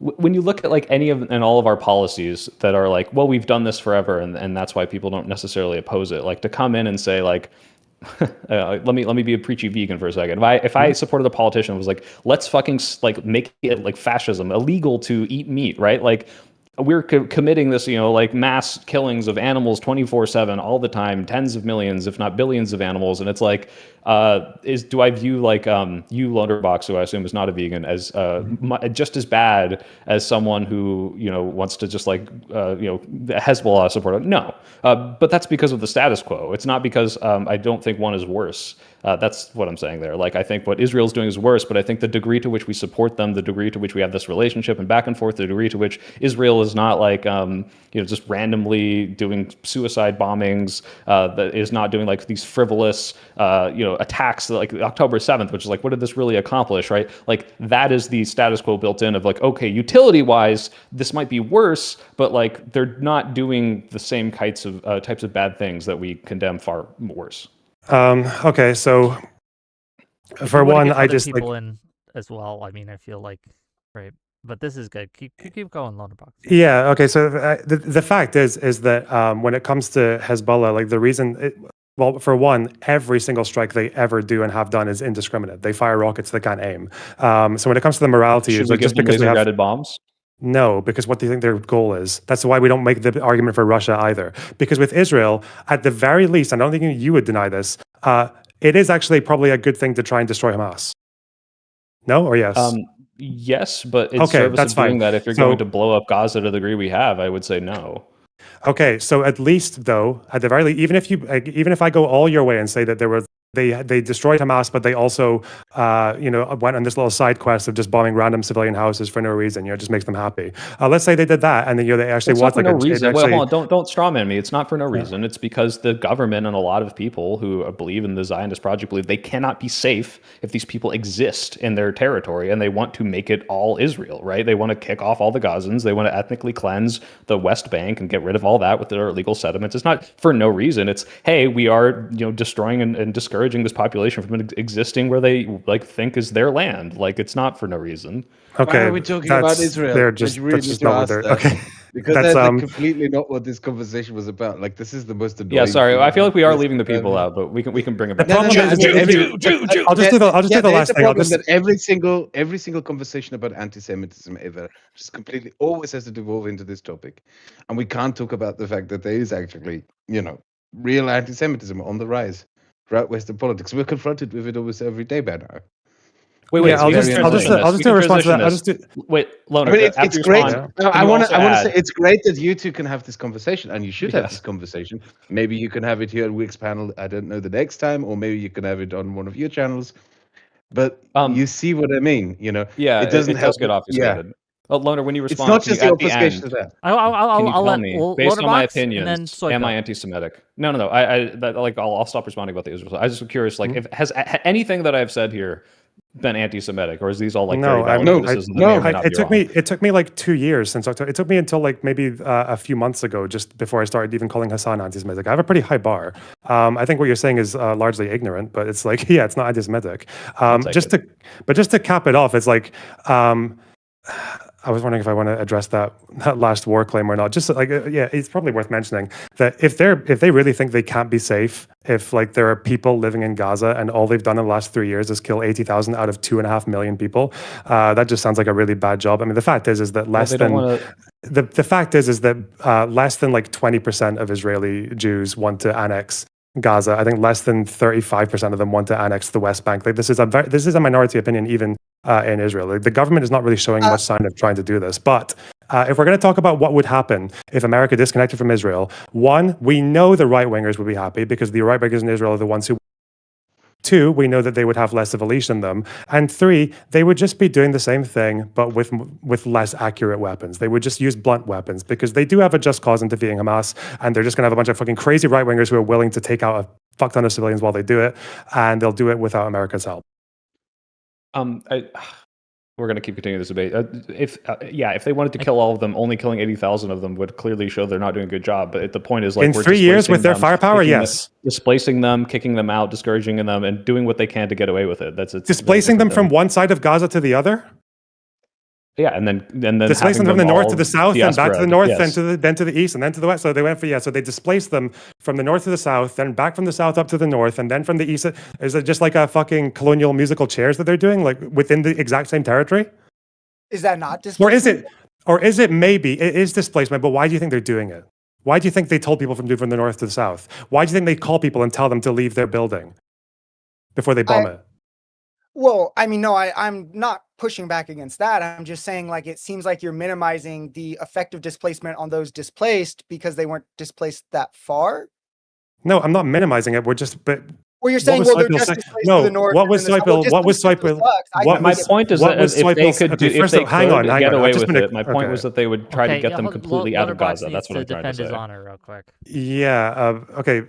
I was saying that in response to Soypill's claim that they were doing this displacement so that they could claim Gaza for Israel. And if you want to claim Gaza for Israel, I don't really know why you displaced them from the north of Gaza to the south of Gaza, then from the east and then to the... I don't know why you would do that if you wanted to claim Gaza. It makes no fucking sense. In between, doing whatever operation you are right now to eventually get them all completely out. But like, yeah, it was like, why didn't they push them all into Egypt on day one? Because that wasn't like part of the logistical plan to do it that way. Like, I'm denying that the people. You understand that they could have, right? They could have just like bombed the fence at the Egyptian border and then just bombed the side of Rafah that's away from the border. Yeah, and then dealt with the international consequences of that. I think they don't think. What international consequences? The UN tables more resolutions against Israel.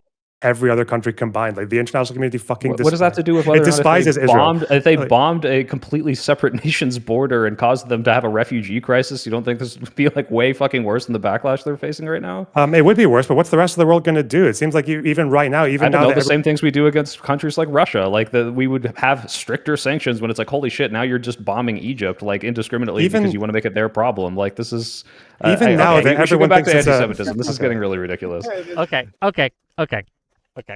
Like, no, great content, but off topic, right? We got way into the weeds of this, which is, I think, telling. But I wanted to again, because there are so many people who have spread so much misinformation about this topic, it does create, in my opinion, a much more anti-Semitic environment. Look, no one has to hate the Jews, in my opinion, to be anti-Semitic, right? Or at least not to have anti-Semitic outcomes. Like when we talk about like, does he really in his heart of hearts hate the Jews? I think why are we talking about that? What we should be talking about is the rhetoric this person is using, is the way that they're talking about a subject, is the terms that they're using, is the policies they're pushing for or advocating for, is this going to result in outsized harm to the Jewish people? Yes. And if it is, I think that there is some cause, at least, to suspect maybe this is going to cause anti-Semitic outcomes, which is what actually matters. I don't care what people think in their heart of fucking hearts, right? I don't give a shit. I care about how it's going to affect other people, right? And that's where we got to kind of get into the weeds here. I would posit that the continuous scapegoating of AIPAC, right? Or scapegoating of everything bad that happens to AIPAC, right? Of like, the turning of Zionist into a slur, basically, and all these other things have resulted in harm to the Jewish community, not just in Israel, but in America, right? You see people who look Jewish, who are just at their fucking like eating out, right? And people will come up to, oh, are you Israeli? And then they'll just grill them, right? On the, like, do you support the genocide that's going on. Like, this is not okay. This is not something we do. We would obviously recognize it as Islamophobic if people came up to Abdul el-Sayed and forced him to denounce all the actions that any Islamic regime ever did in the country, right? That'd be crazy to do. But for whatever reason, we kind of overlook it when it comes to Jewish people, and that's a problem for me. Anyway, I want to give it to Kraut a little bit to maybe get us back on track, and then kind of get back into I don't know. this. Kraut's been talking a little too much. What are you doing? Yeah, I have been. Sorry for that one. I didn't prepare to talk about Israel. I don't know anything about that topic, other conflict, at least not to the extent that most people who studied that actually do. No, I mean, Wick and I know people who were hounded off the internet, right? Creators. And when you look at how the environment is right now, like, I think a lot of us have to be dealing with Hassan, who basically accuses everyone of being Israeli-backed, Israeli-funded, and he's pushing that kind of rhetoric into the mainstream. And we're starting to see it in the mainstream. We all just covered Anna and Cenk Uygur, who are doing the exact same thing. It is harmful, and it is dangerous that they're doing this. And that is what I came here to discuss, because I oppose it and I find it disgusting. I find it horrendous, and it should be called out, and it should be called out more.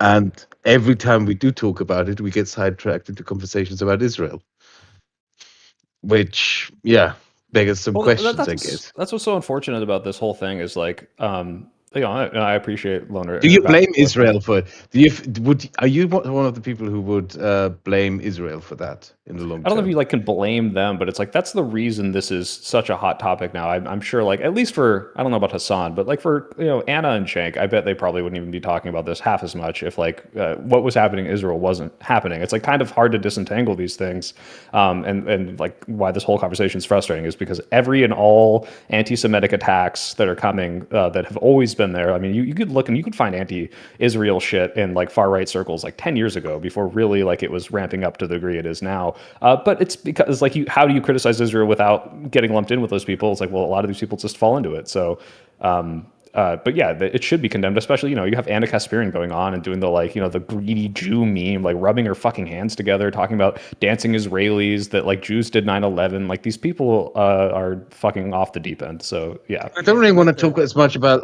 them. I want to talk more about the people who they target.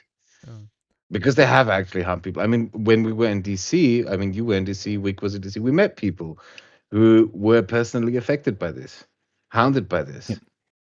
Yeah. Yes. And it sucks. And I don't want to overstate the fact, it goes beyond that itself, right? I want to give you I want to give an example as well. Give an example. Go ahead. Yeah. No, of the thing of where it goes beyond just the community, the Jewish community, and who is getting targeted.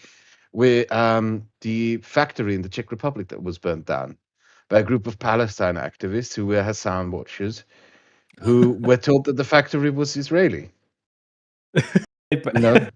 By Hassan too? Yeah, Hassan said that factory was Israeli.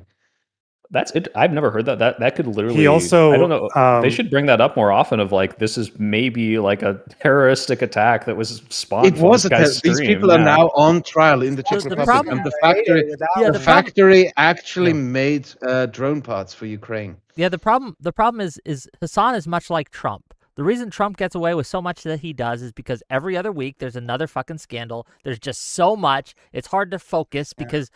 When you talk about Trump bad, there's so many examples and it waters it down because there's just so many. Hassan, there's the same thing. Everyone always talks about his dog. Everyone always talks about his 9/11 comments. Everyone always talks about all these things. But there are so many things that he has done and said that are real big fucking issues. And he's now gone out of the mainstream, right? Yeah, he's now in the mainstream. He campaigns with politicians. And it is worrying to see that there are a lot of these politicians who he campaigns with, or at least candidates he campaigns with, because they're not yet politicians until, at least elected representatives until they actually get elected, sometimes seems to be flirting into that direction, pushing into that direction in terms of how they talk about Jewish people. Okay. Send me that the factory story, please, Kraut. I'd like to look into this. He also, I don't know, he also, before being very surprised about the UK not letting him in, was celebrating and laughing when they There's Palestine Action people attacked an RAF base and damaged a plane. He was also celebrating that as well and saying that this was, weapons And that were going lied. to be used in genocide. Lied Yeah, about but it. they weren't. Yeah, because Yeah. the UK had already frozen every single license for offensive weaponry in Gaza. Like they're still sending military aid, quote unquote, but it's for like Iron Dome or parts that Israel used to sell to other countries, or like press vests, or even protective equipment for like humanitarian workers. But it's also it's interesting that like you get these people who say that, well, we talk about it more in America because it's a Western backed nation. That's why it's more interesting to us than Sudan or whatever else. But like that doesn't explain why people are attacking bases in Belgium, does it? Or it doesn't explain why Yeah. it's the biggest protest movement in the Netherlands right now. Like some of these countries do fuck all with Israel, and they still, they attacked. There's a Belgian base as well that was actually sending aid to Ukraine. And in the UK, it was, again, as far as I know, they lied. They said that these RAF jets were helping to refuel IDF jets, but as far as I've seen, there's literally no evidence of that. So, I do want to, speaking of Hassan Piker and anti-Semitism and things like that, we have one more entry into our game of is this anti-Semitism? So J Stock tweeted this out. For anybody who isn't watching, Hassan Piker has become the target of every pro-Israel Democrat because they cannot openly support Israel. Don't let this sleight of hand occur. Hassan has no effect on Democrat politics, aside from being an effective smokescreen for pro-Israel Dems. So, like I said, we started off easy. We're getting harder. Is this anti-Semitism? What do we think? I don't think this is anti-Semitic. I think this is kind of a stretch. I mean, maybe could we not I'm trying to think. Like, did Jared Moskowitz not talk about Israel at all in like the entire campaign that he ran? I think the attacking Hassan is like, hey, this is an easy fucking target. This is a guy with a lot of baggage, a lot of controversies.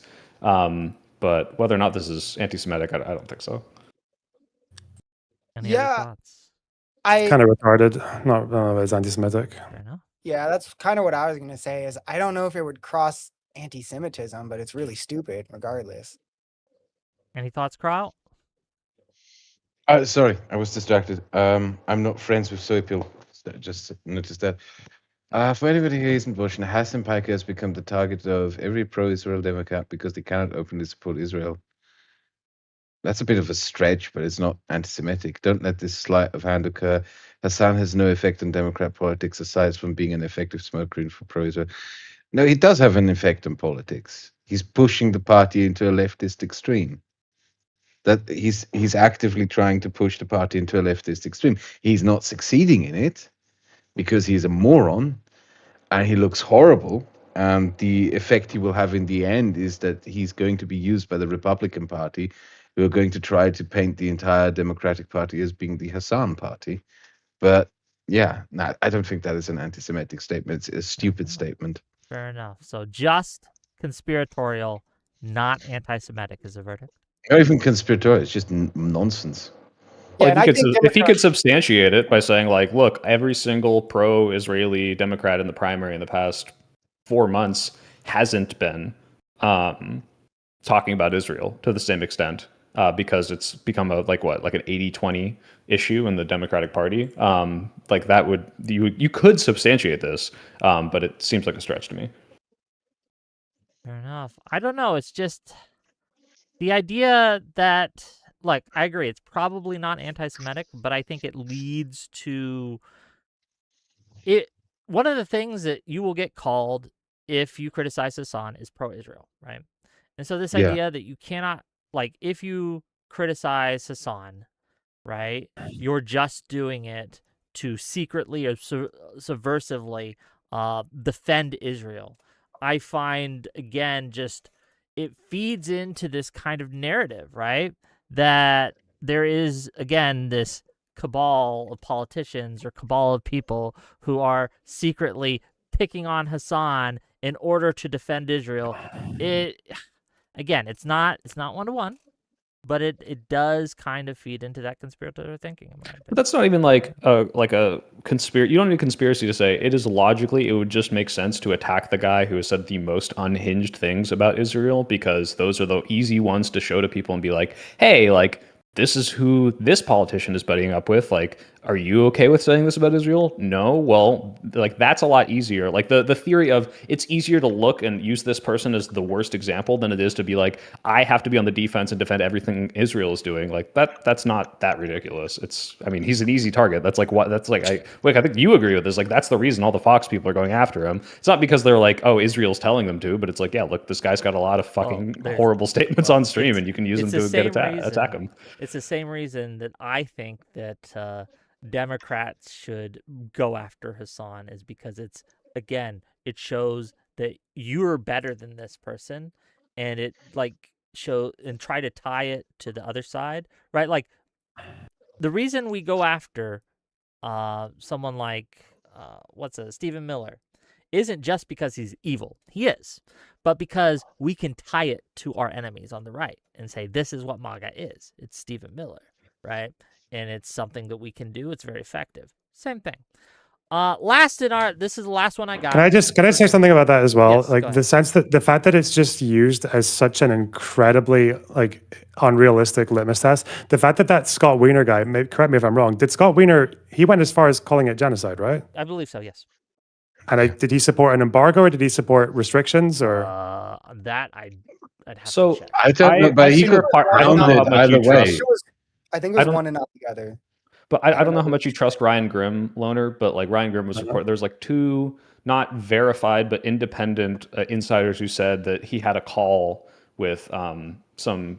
I forgot what it was, like a pro-Israel lobbyist who said, Ryan Grimm said there were insiders that told him. Is that how he did that? I'd have to find the thing. Anonymous insiders. Actually, let me grab it right now, just so I don't start hearsaying. In the second week of the Russian invasion of Ukraine, there was an American journalist who was murdered by Russian soldiers, and Ryan Grimm was out there claiming that no, actually it was the Ukrainians who murdered him and are now blaming the Russians falsely. Like that's the type of person that Ryan Grimm is. So Scott Wiener, Senator Scott Wiener, calls Israel's actions genocide during a congressional debate forum. Yes, he did come out and say that, but the implication, and this might as well be a conspiracy because right now it's hearsay, there's no verified sources, is that he did this. And that's everything with Ryan Grimm. Yeah. If you've got a minute later, Soypill, I can show you Ryan Grimm and Dropsite literally spreading a fabricated quote from the anti-Hamas protesters to try and say they were pro-resistance. It was just completely fake. I saw when they had Rokana on, I've called Dropsite into question in their credibility. So I am not taking this. Call Dropsite into question. Those guys are they're Jew haters. They're anti-Semites, both of them. Yeah.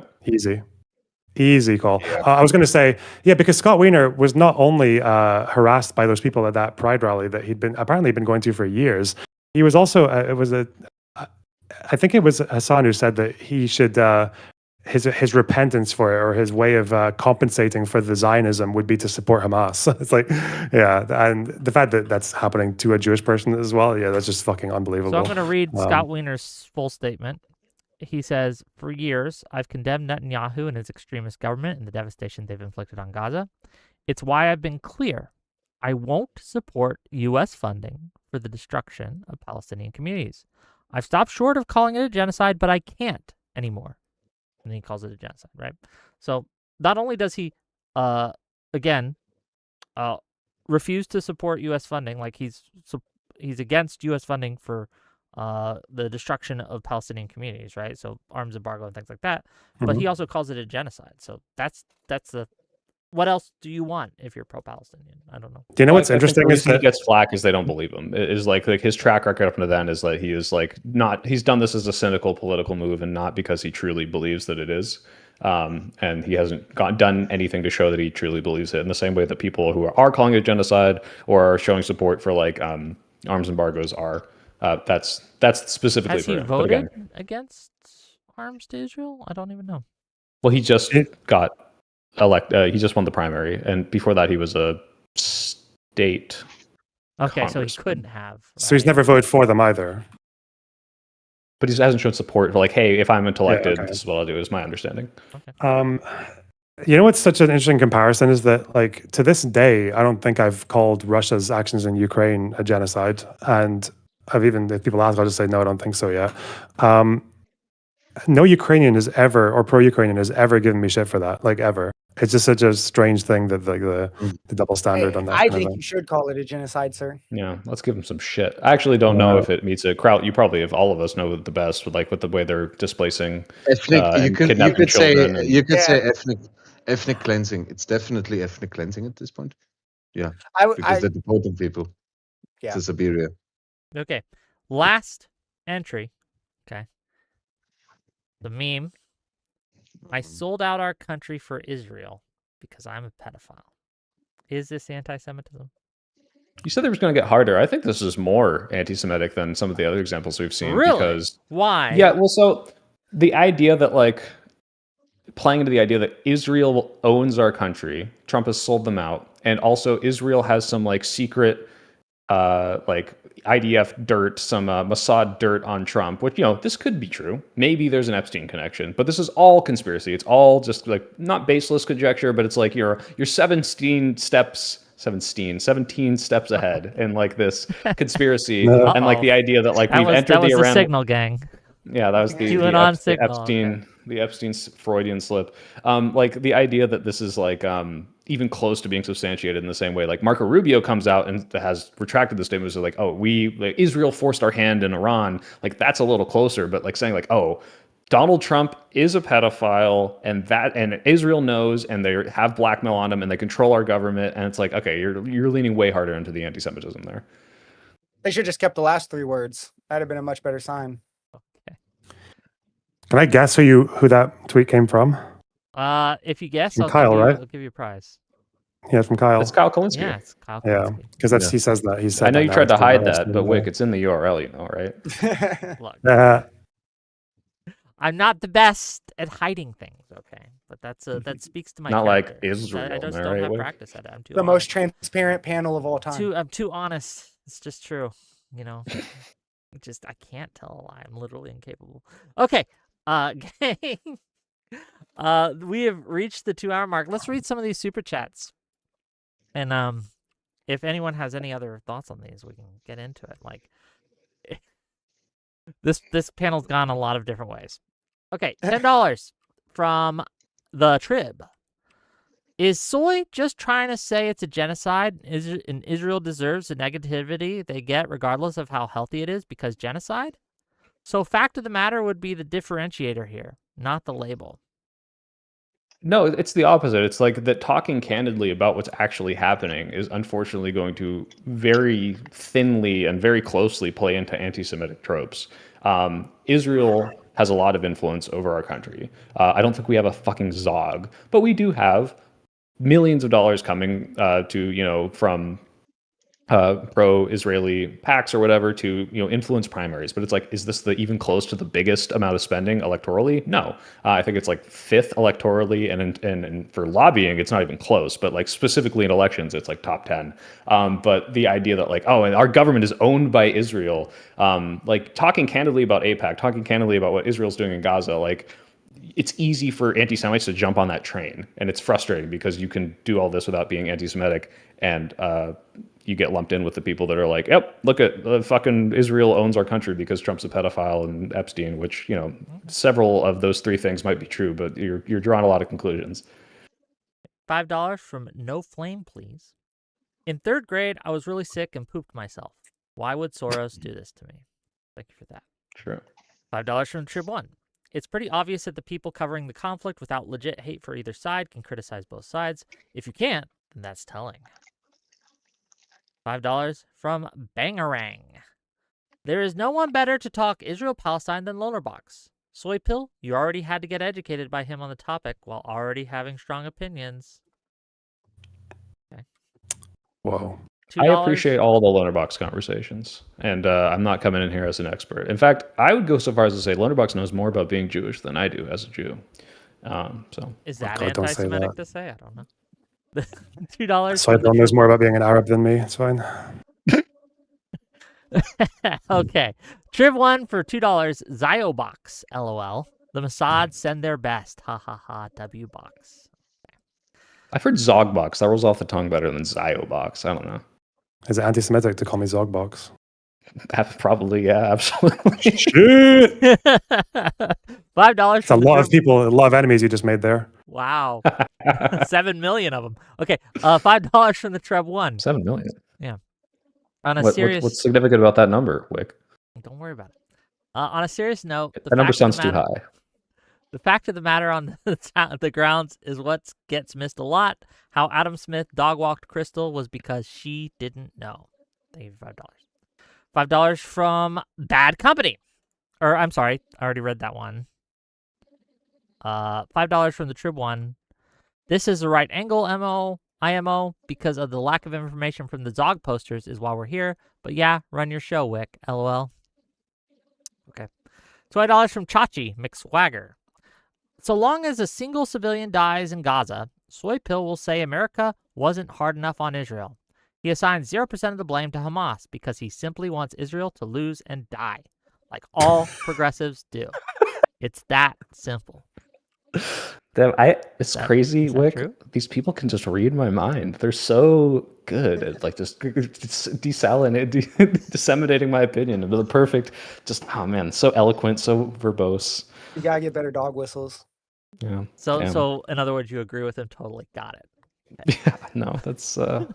$5 from Metalworks. I'm sorry. Okay. $5. No, we're gonna get it. Okay. Straight face. $5 from Metalworks. Imagine we stop giving Israel weapons and China just swoops in to arm them instead. I'm pretty sure that's the worst case scenario for everyone involved. That's xenophobic. Yeah. Chachi McSwag for $5. Soypill equates arming Israel to arming Russia. I'm curious, what was the October 7th event for the invasion of Ukraine? To be clear, I don't think arming Russia would be the same as arming Israel. I was just trying to make the argument of like, well, they're causing all this destruction. If we give them more accurate things, technically this could cause less destruction insofar as if the bombs are less discriminate, or if you have like those like ninja stars even, you know, that like aren't even bombs and they can like assassinate a guy in a car. Like this argument makes sense to me, but depending on what the policies of the country are, I think that, well, it doesn't really matter if they have more accurate bombs insofar as they don't care. They'll use the less accurate bombs if they want to. It's just, you know, if they use the more accurate bombs to kill civilians anyway, even if it's not directly targeting them, but they don't care about the collateral, like then it's kind of irrelevant in the long run. Is that what you think about Israel, to be clear? You think the accuracy of their weapons doesn't matter? I think the way in which they use them, it doesn't seem to matter in the scheme of, okay, you've kind of just leveled Gaza and killed way too many people. Yeah. Shit. They did it accurately, though. $5 from Bad Company. If the in before Soypill drops, quote, how do you sleep at night, end quote, to Lonerbox, like Cristobal did Slotkin. How do you sleep at night, Loner? Because if you've got a good sleeping pill, I'm out of melatonin and I need to re-up. If you combine melatonin with antihistamines and L-theanine, you can. That's an emergency cocktail. I thought L-theanine was the one that makes you have more voluminous semen. I have not And noticed zinc. that. I just use it for sleep No, okay. sometimes. Okay. 2 pounds from Riz What the Fuck. Laughable ignorance from Soypill yet again. Okay, $10. Why do they hate you so much?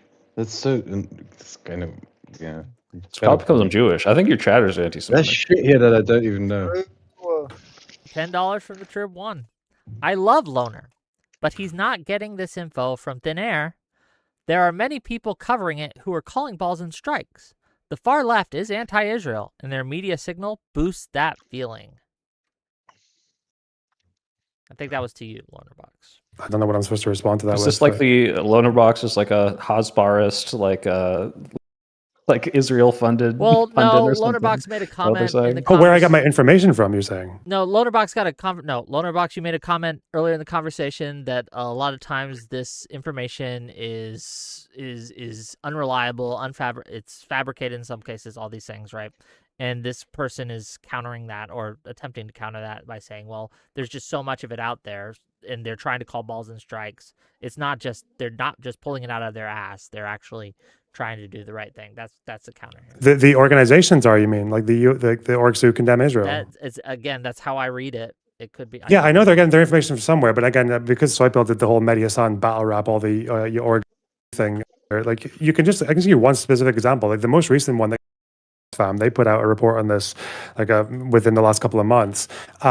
They are still using the 70% women and children injured or dead number, even though the health ministry stopped using that number like 2 years ago, and the UN stopped using that number as well because it was false, because it was lumping in a whole bunch of things from the government media, all just randomly adding thousands of women and children when they were, and they couldn't verify. They're just using antiquated stats 2 years after the fact, and these are supposed to be the professionals and the experts, and they're literally using data that even the health ministry doesn't use. Most of my information comes from actually the fact, not from just believing Israel, it's because there's a surprising amount of information that Israel and Hamas they completely agree upon. They agree that Hamas puts tunnels everywhere. They agree that Hamas fires missiles from refugee tents. They agree that Hamas is underneath hospitals. They agree that Hamas uses schools, and and they have fucking lawyers who are also militants. They have doctors who are also militants. They have nurses who are also militants. They have aid workers who are also. They all agree on this. If you just look at what both of them are saying, and if you look at, especially over the last 8 months, of the amount of stuff that they agree that they use child soldiers. Islamic Jihad have just released like 20 people. One of them was as young as 14 that have been killed in this war. So I don't know. But for some reason, Westerners don't consent to that. Make sure you give them a $10 answer, okay? $5 from Black-Pilled Kiwi. Amnesty International shit the bed royally in Ukraine when they claimed their forces were operating among civilians in schools and hospitals. Oh, there were a shit ton of fuck-ups there. Yeah. They were schools that were abandoned, right? What and this continues, what they failed to mention was that the civilians were evacuation refusers.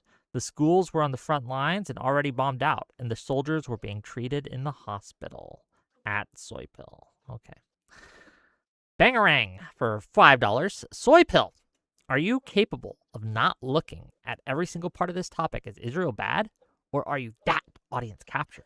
Your chat is insane.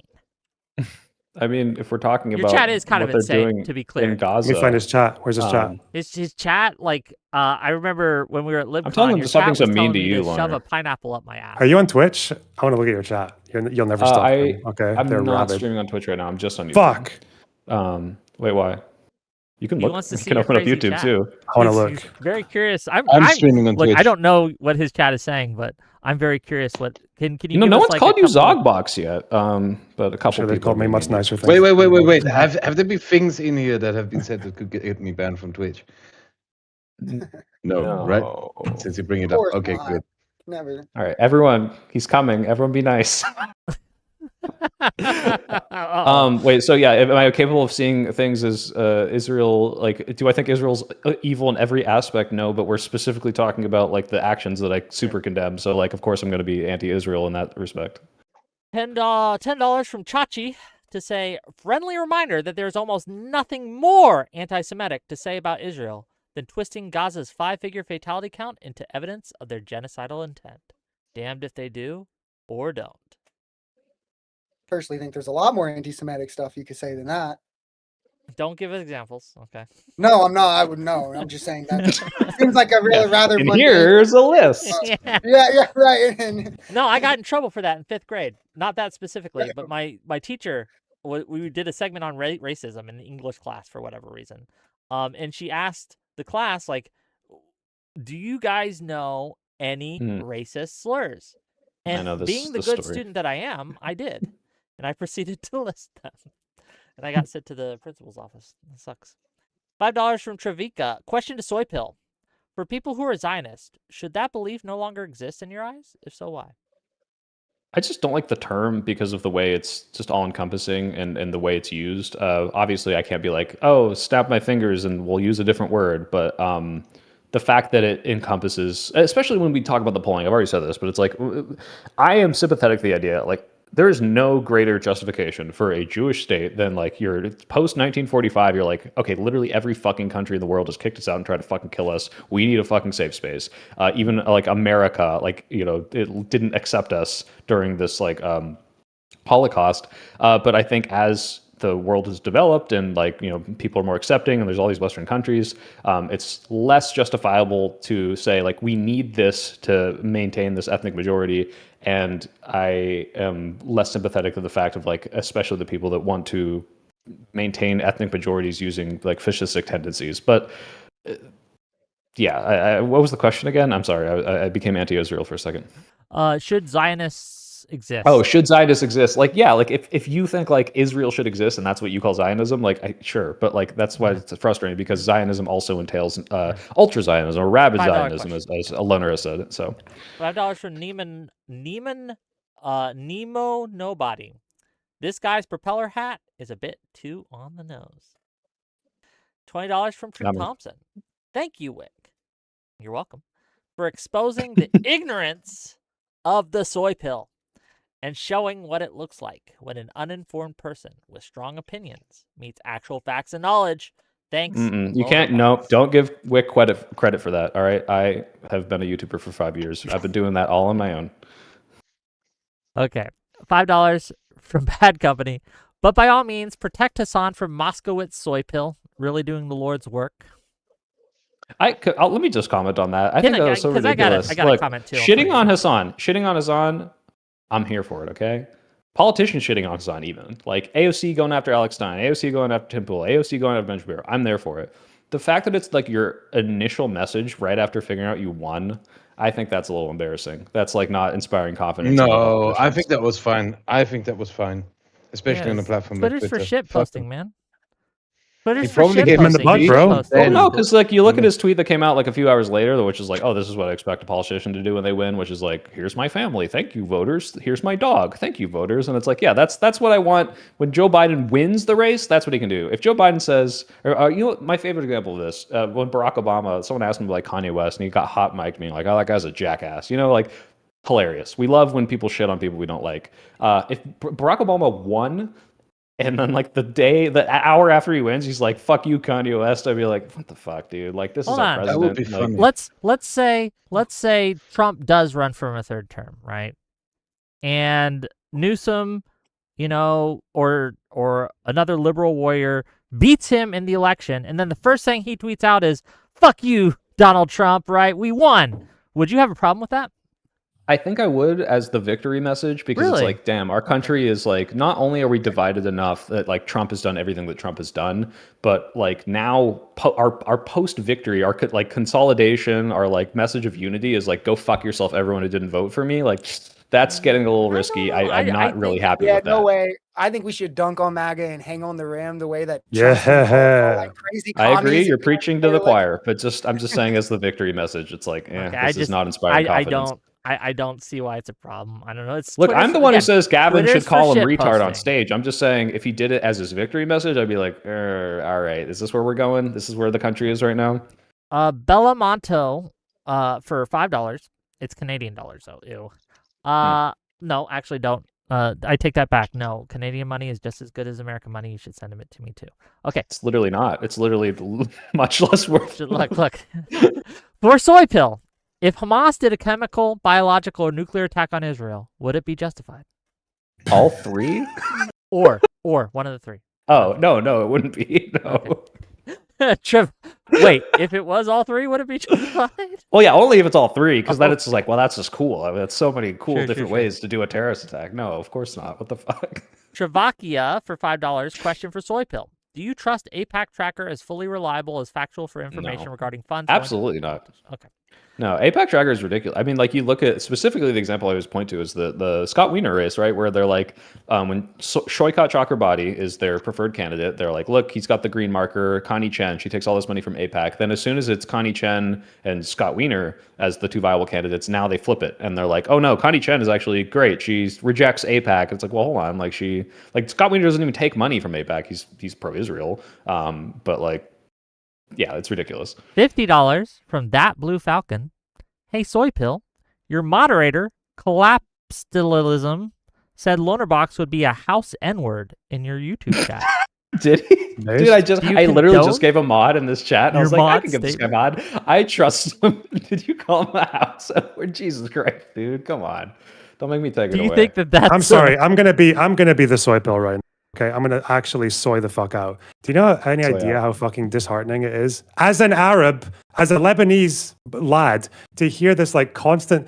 When I was a fucking kid, you know, I used to get attacked because people blamed me for 9/11 and shit like that. I got beaten up once because of 9/11. Apparently that was my fault. But then I get older and it's like these... then not much happens. And then on the fucking left, it's this idea that like you're a fucking race traitor because I don't like Hezbollah, this fucking organization that has tried to turn a third of my country into a fucking battleground so that they can lob rockets at Israel and then run away behind all the civilians. Say, oh, we're going to keep on fighting, but you're going to have to go through that. Oh shit, you just blew up that fucking like civilian house that I'm hiding under. And they do this all the time. Like there's the village like just right next to where my grandmother lives getting bombed because some fucking Hezbollah general decided it was a good idea to go and lie low at a remote Christian community. Like it's so fucking mental. And again, it's just That's like a crazy thing it's to not say. so it's right? not so much just to think that, and again, this is an Iranian proxy. They get their money from Iran. They do nothing for Lebanon. They just bring this country shit and fucking war, and then they run and hide behind civilians whenever the shit gets hot. And then they go on TV and say, "We will continue fighting." And then they, "Oh no, we're getting bombed. Oh shit, we need a ceasefire." Israel goes and backs off, and then they fucking throw rockets again. They go, "Oh, we're gonna run behind this. We're going to continue fighting. Oh no, it's getting a bit, let's ceasefire." And then they've just done this for the last fucking 40 fucking, it's such a waste of time. Jesus, what a fucking way to ruin a country. By the way, I have to also like say something. I don't know how many super chats you still have to read, but I'm getting really tired. I've If been you up need to since go, tell people where yeah, they I've can been find awake you. since like 6 in the morning. Okay, I only just started streaming. I'm still kind of figuring out how to do that. On YouTube, it's Kraut Live. Should I link you the channel? I linked it in my YouTube description. Not Okay, Kraut Live. Do you want me to change it to that one and not your main channel? I can do that. Yeah, wait. I don't know if people here will be interested in watching my streams. I'd have to DM it to you, but I can't do that right now because I'm sharing my screen. Wait, Here, let One me- of my I OG have it. commenters, when I had like 5 comments per video, kept saying, Yeah. "You got to talk to Kraut. You got to talk to Kraut. You got to talk to Kraut." So at least some. Yeah, I'm person only I just have learning how will to be- stream. I'm only just learning to stream and have conversations live. It's a new thing for me. I'm not really good at it yet. I'm You're still, doing- and I came into this completely unprepared because I apparently picked the wrong topic. I'm not going to talk about Israel because fuck that topic. But yeah, That's Okay, well, anti-Semitic. Yep. Feel free No, to it's not. leave if you need. I do have a few more. Okay, An Austrian man saying No. that, I'm nervous. okay, yeah, no, it is not. Okay, thank you for having me, Wick, and thank you for helping me promote my streaming channel. And I hope you all have a wonderful night, all of you. You as Bye well, bye. sir. Ciao. $10 from Bad Company. Ryan Grimm laugh emoji. I should say at the stream and not kid leave the call. I'm such an idiot. Okay. Bye. Good night. Bye. I love Kraut. Kraut's a great guy. Kraut's a party animal, man. Okay? Just gotta say that. $10 from Bad Company says, Ryan Grimm laugh emoji. I'm out on that note. This is not a real conversation. I salted that opinion. I was like, I don't know how much you guys trust Ryan Graham. That was his reporting. So $20 from King of Kings. I think this whole conversation keeps getting derailed because of anti-Semitism and the subconscious issues at play. I do have a caller that wants that does say that you're an anti-Semite, Soypill. I don't know if you want to talk. Shit. But yeah, I would love to hear how I'm anti-Semitic. Yeah, and by the way, I'm not gonna do the Ben Shapiro like. I'm Jewish. You can't do that. It's like, no, I could be anti-Semitic. In fact, I joke about being anti-Semitic. We'll bring him on in a minute. Let me get through these, okay? $5 from Lawson Harrison. What are we going to say in 20 years when the ICJ rules against the claims of genocide? They might I'll not. say Some I of those was wrong judges and are Loner was right. They might not. Some of those judges are fucking insane, but who knows these days. $5 from Testicle Johnson. One time I pooped in the ocean. My gift to the world. Okay. $5 from Jordan. Why do people think Americans should be protesting Sudan when Sudan is not a U.S. ally? Well, I think there's some level of like moral wrongdoing that you should probably stand for. Well, and Loner brought up earlier, it's like, okay, well, maybe it explains the American sentiment, but like, why is the Netherlands, why are their biggest protests in Belgium not for that? That's what he was saying. Like, why is ICE spiritually Israeli when they kill a civilian, but they're not like spiritually any of the other 20 fucking weird countries that American police do exchanges with? Like, why are they not spiritually Thai when American police goes and trains with the Thai Royal Police when they commit human rights abuse? Is it anti-Semitic to say that? Yes. Yeah. Spiritually. Because what if I said fucking like ICE is spiritually Iranian? What, just because they killed a protester in their country? Are you fucking kidding me? It doesn't even make sense. How often does Israel kill their own citizens for protesting? They don't even do that very. They kill people from other countries. Stupid. Like I if you don't look know if at this is anti-Semitic, it would but, be like saying wait, I that just sent you a photo. Can you show it on screen? Sorry, go ahead. It's really because I looked into American police forces and just like how many countries they actually do exchanges with. You know that the IDF and the Israeli security forces did an exchange. They were invited to an exchange in China, specifically on security and counterterrorism, but also particularly on sniping. And they did it in the middle of the Great March of Return, when all these left wingers say that Israeli snipers were just like murdering random civilians for peacefully protesting at the border fence. When that was happening, China invited the IDF over to exchange tactics. What if I said like the IDF was being spiritually Chinese? Because the Chinese hosted it. They were the main ones who were teaching stuff. And so yeah, was Israel being spiritually Chinese when they were sniping Palestinians at the border? Fucking retarded. Anyway, countries are responsible for themselves and what they choose to do. So what you showed me says protesting. Oh yeah, I was just. Oh. Yeah, so this is just for context. There's this org called Jew Belong. It's like a nonprofit. They're very big in the Bay Area, and sometimes Loner, I'm like, you sound like a Jew Belong billboard. These billboards are everywhere, man. But that's all I want might to say. talk about Sudan. I don't know if that's posted anti-Semitic. I don't know. Is this? No. I don't think this is anti-Semitic. Those billboards annoy me to the point where it makes me hate that org. I'm like, they're so big and pink and annoying. There's one that says like, a billboard can't stop anti-Semitism, but you're not a billboard. True. I mean, where's the lie? Okay. Where was I?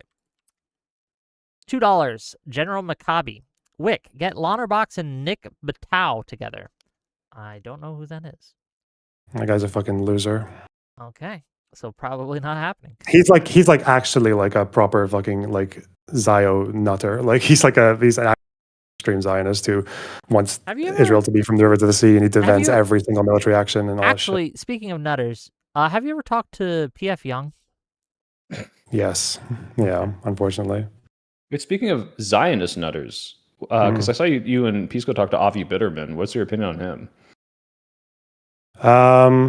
He's definitely more right-leaning and more Zionist-leaning than for my taste, but I don't think he's terrible. I think, again, when it comes to the question of like quite a few disagreeable things that he says, obviously he fucking voted for retard, but also like as far as someone that you can share a movement with, I think I would put him in there. Well, in the same sense that I wouldn't. I don't know if this will change your opinion because someone brought this to my attention. He tweeted, this was 2 months after October 7th, so take that, as you will. He said, I don't actually believe there is such a thing as a civilian in Gaza. There's IDF and there's Hamas. I'd like to caveat my caveat. There are no people in Gaza. There is light and there is darkness, which is like just the most fucking racist, like anti-Palestinian shit I've ever read in my fucking life. And I would not want to share a coalition with that guy if I could help it. Yeah, no shot. Avi sometimes watches me. He's jumped on my show before. Avi, if you want to answer for your hate crimes, we'd be happy. He did delete the first one. He didn't delete the second one. Yeah. Because the thing is, like, he talks like that on Twitter, but then if you talk to him about conduct and about like moral positions and all that, like he's actually very clear that he opposes even strikes on buildings where there are militants, but that the civilian collateral is too high and things like that. So he's like actually quite critical when it comes to Israel. Like, I don't know. Maybe he's changed since said tweet, but I wouldn't believe that this man cared when he says there are no people in Gaza. There are it's a pretty red flag tweet. Shit. It does seem that seems probably bad. Okay. That seems probably insane. bad. Yes. Yeah, probably. $5 from Rifftop. Does Soypill think xenophobia is okay? If you're anti-Israel, that's fine because it's not anti-Semitic. Why split hairs when it's bigotry regardless? Is it xenophobia to be like America does bad things? Like I'm anti-America? Like, is it xenophobic to say I'm anti-Russia? I think that's not really xenophobia. Xenophobia is like a fear of like foreigners coming in and be like, oh, these foreigners gonna come ruin our our country. Like I don't think saying I don't like Israel's actions is xenophobic. Sure, I do think it's xenophobic. Well, America's weird because America is a propositional nation, unlike a lot of other nations like China or Russia or Japan, etc. But when it comes to like xenophobia, I did think it was kind of xenophobic when after like on the heels of the Russian invasion of Ukraine, everyone was like, we need to get rid of all the Russians in America. They're all a threat. Yeah, that's xenophobic. That's or the absolutely xenophobic. when people were like boycotting American Russian restaurants, this is xenophobic as fuck. It's ridiculous. Yes. Yeah.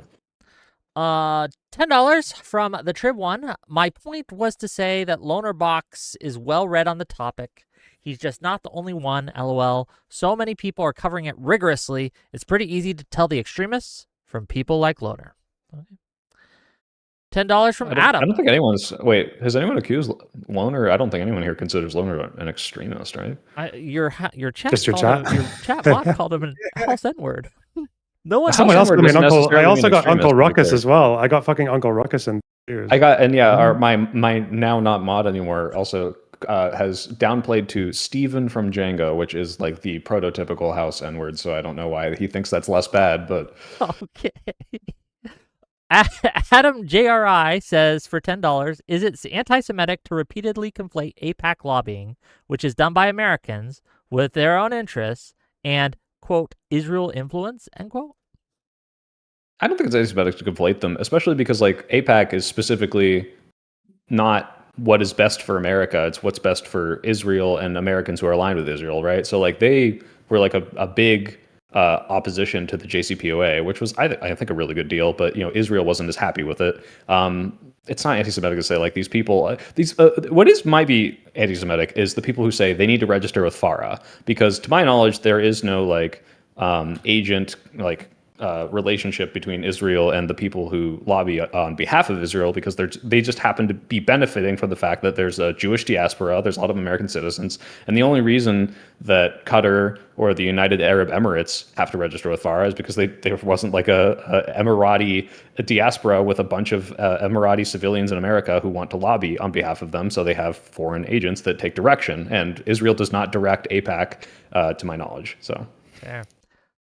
$10 from Matthew, and a bunch of numbers. Boner Locks fan here. Soypill is fair and honest, even when he's wrong. Just had to say that. I appreciate to counter that. the Loner fans who are dumb enough to think Soypill is hiding his power level or something. Thank you. Boner Locks is a good one. I like that. Sure. And Locks, very Jewish. So you win points there. Oh man, $5 from another American. You're okay. I could already tell this is more than a $5 answer.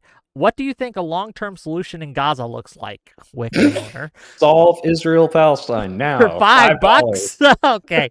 Honestly, look, I'm gonna be real with you, and maybe this is a hot take. They're just gonna keep killing each other. They need a third party needs to come in and sit on both sides and just like sit on them. And I don't think anyone's willing to do that. And because no one's willing to do that, Hamas is going to continuously give Hamas or some other entity is going to continuously give Israel justification to go to war with them, and they're going to continue to shoot each other until one side is gone. And yeah, that's my thought. I don't know, man. What about you, Loner?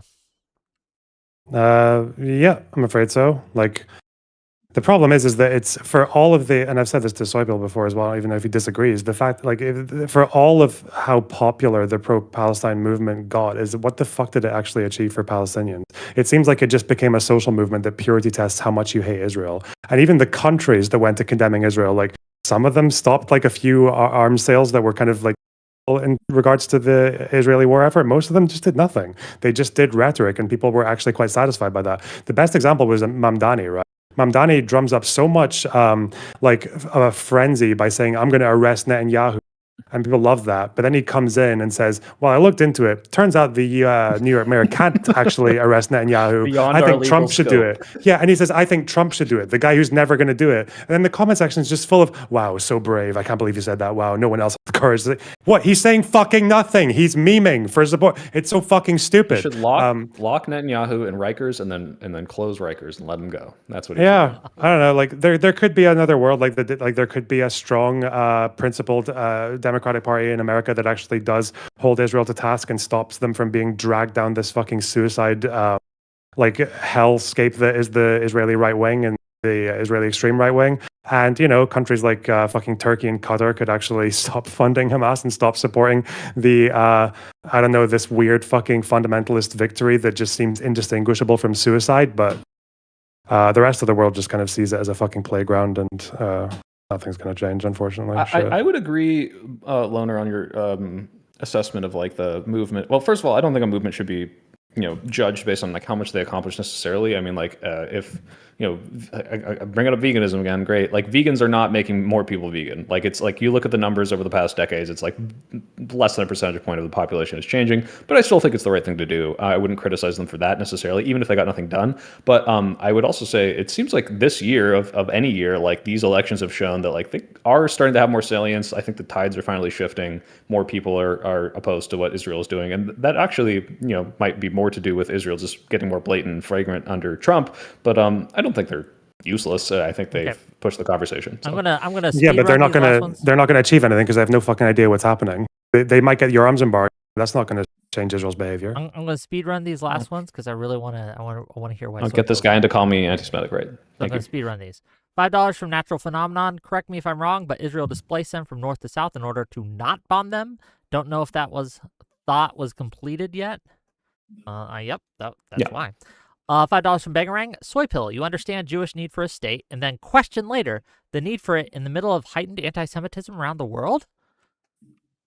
I don't think a state is necessary now, but this is irrelevant to whether or not I think Israel should exist because it does, right? It's not like it's like, oh well, we're fine now. Okay, Jews go home. Like go home where? They fucking live in Israel. Like Nick Costanza for $2. Only leftists are allowed to be mean online. Okay.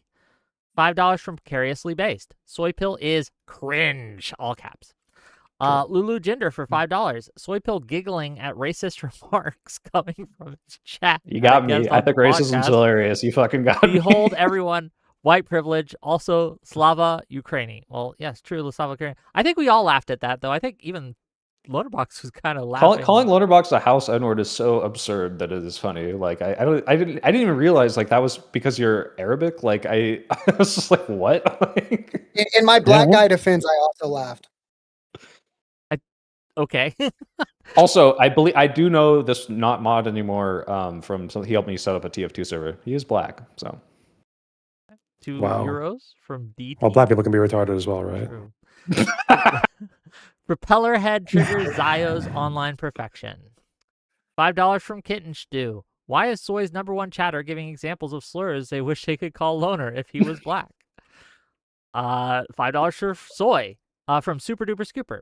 Have you read As a Jew by Sarah Hurwitz and or Dara Horn's book? That YouTube system won't let me type because of the provocative title. I have not.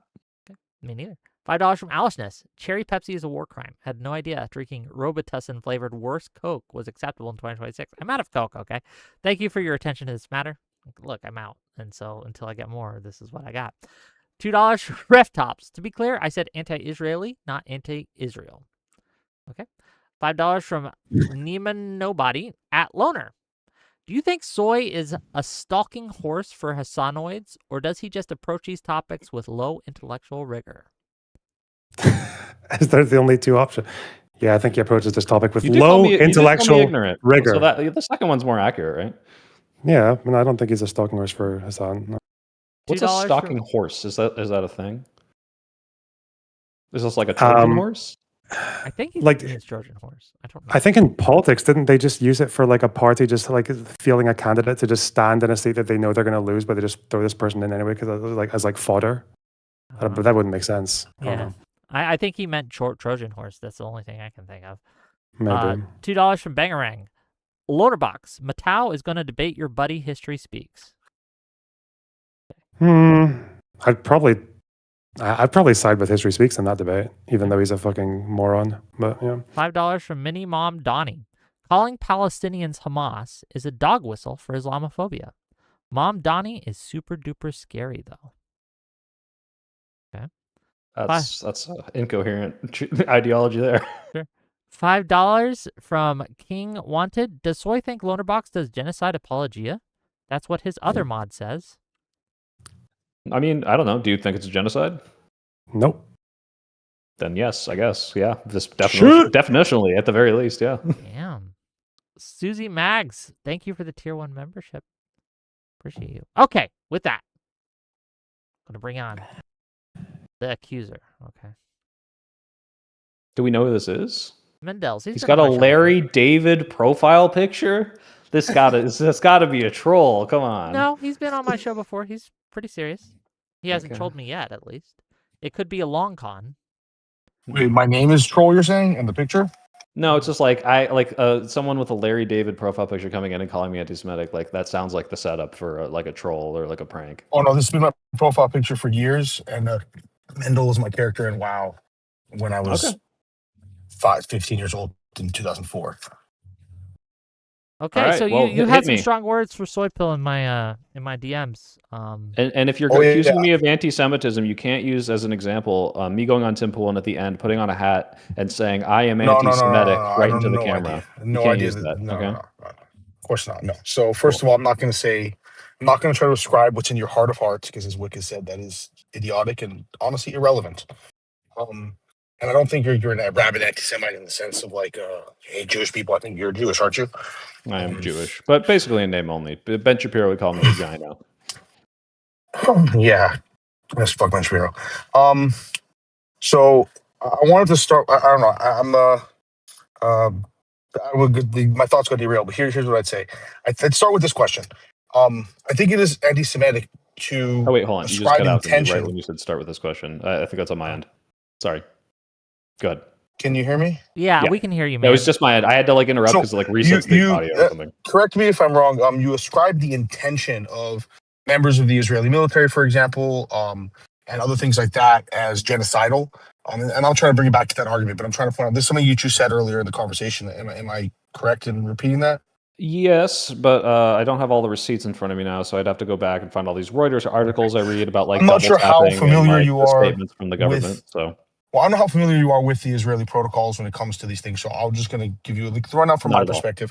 I have multiple family members, including my sister, who were in Gaza. My sister was an artillery officer in the Israeli military back in the 2010s, and her reserve duty back in 2023, she was called up for reserve duty, and she was, in those bunkers that were, shooting the rockets that were, killing a lot of people, like doing this stuff. Or she was in those rooms, right? And so you're ascribing to my sister, someone who I've known my entire life, who is just a gentle young soul who works in the music industry in Israel. She did her reserve duty as genocidal intent, right? And I think I didn't say every single member of the IDF has genocidal intent. I said there's genocidal intent from people within the IDF, and then I talked about how my sister's job was she was the final call. She was the person who worked in the artillery divisions that put into the guidance computers the locations of the things that they were gonna of locations of rockets that were being fired, right? That was her job. So she was the person doing that. So you're saying that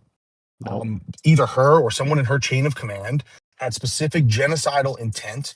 That I don't know about your sister's specific circumstances, and especially if she wasn't doing this post October 7th, it's almost definitely like she probably wasn't. So no, I'm not saying this about your sister. Well, no, she was. That's what I'm saying, and I'm saying that you did say this earlier in the conversation. So I'm trying to point out.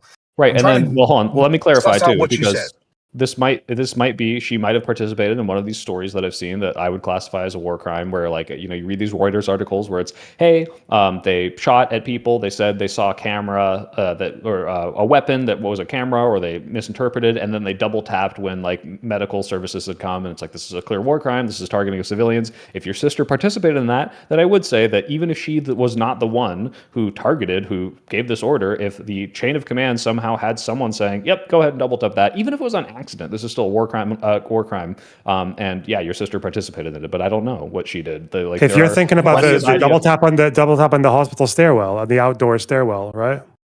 That might be the one I remember. Yeah. Because Islamic Jihad claimed at least 3 of those dead ones a month ago. I'm sorry. It just keeps happening. I don't know what can you do. And how many of them I think that's the one Islamic Jihad, and how many of them were civilian? Let me double check. That's not relevant to my point. Sorry, I don't want to bring it back to this. Okay, just before, Social Society has to go. Give your outro, and you can head out. Thank you for being here, by the way. Yeah, no, I was going to say thank you. Nice to meet you, Loner. Nice to meet you, Soy. Won't derail this too much. I appreciate the opportunity. It was a great conversation. I also thank you to Wix Chat for not leaving me any mean super chats. They all went to Soy. So also thanks for being the punching bag for me, I guess, Soy. Got it. No problem. Thanks for I'm used being to here, it. buddy. We'll have you on again Yeah. sometime. I'll see you later. See you guys. Bye-bye. So first of all, if it was an accident, it can't be genocidal intent, right? Yeah, then if it was a complete accident, yeah, but it would still be like a war crime of like, right? Like if Perhaps, you're yeah. like that, this negligent with like the your So it'd be a I'm not here walk to debate back that on your point. That's genocidal not the intent. point I'm trying to make. I think that I'm not trying to make that point either. I'm trying to, or whether it was or wasn't a war crime, or what I'm trying to say is that there's this notion that we try to take and assign intention to these complicated and large scale military operations. And we try to look at them through the lens of morality and all this other stuff. And the point I'm trying to make is that is inherently in the context of anti-Zionism, anti-Semitism. And I'll explain why I think that. It's very simple, right? We wouldn't apply that standard to anyone else, right? That's number one. Number two, even if we did apply that standard, we would take the time to do the due diligence and the work that's required to figure out these things, which is going to take time in the future.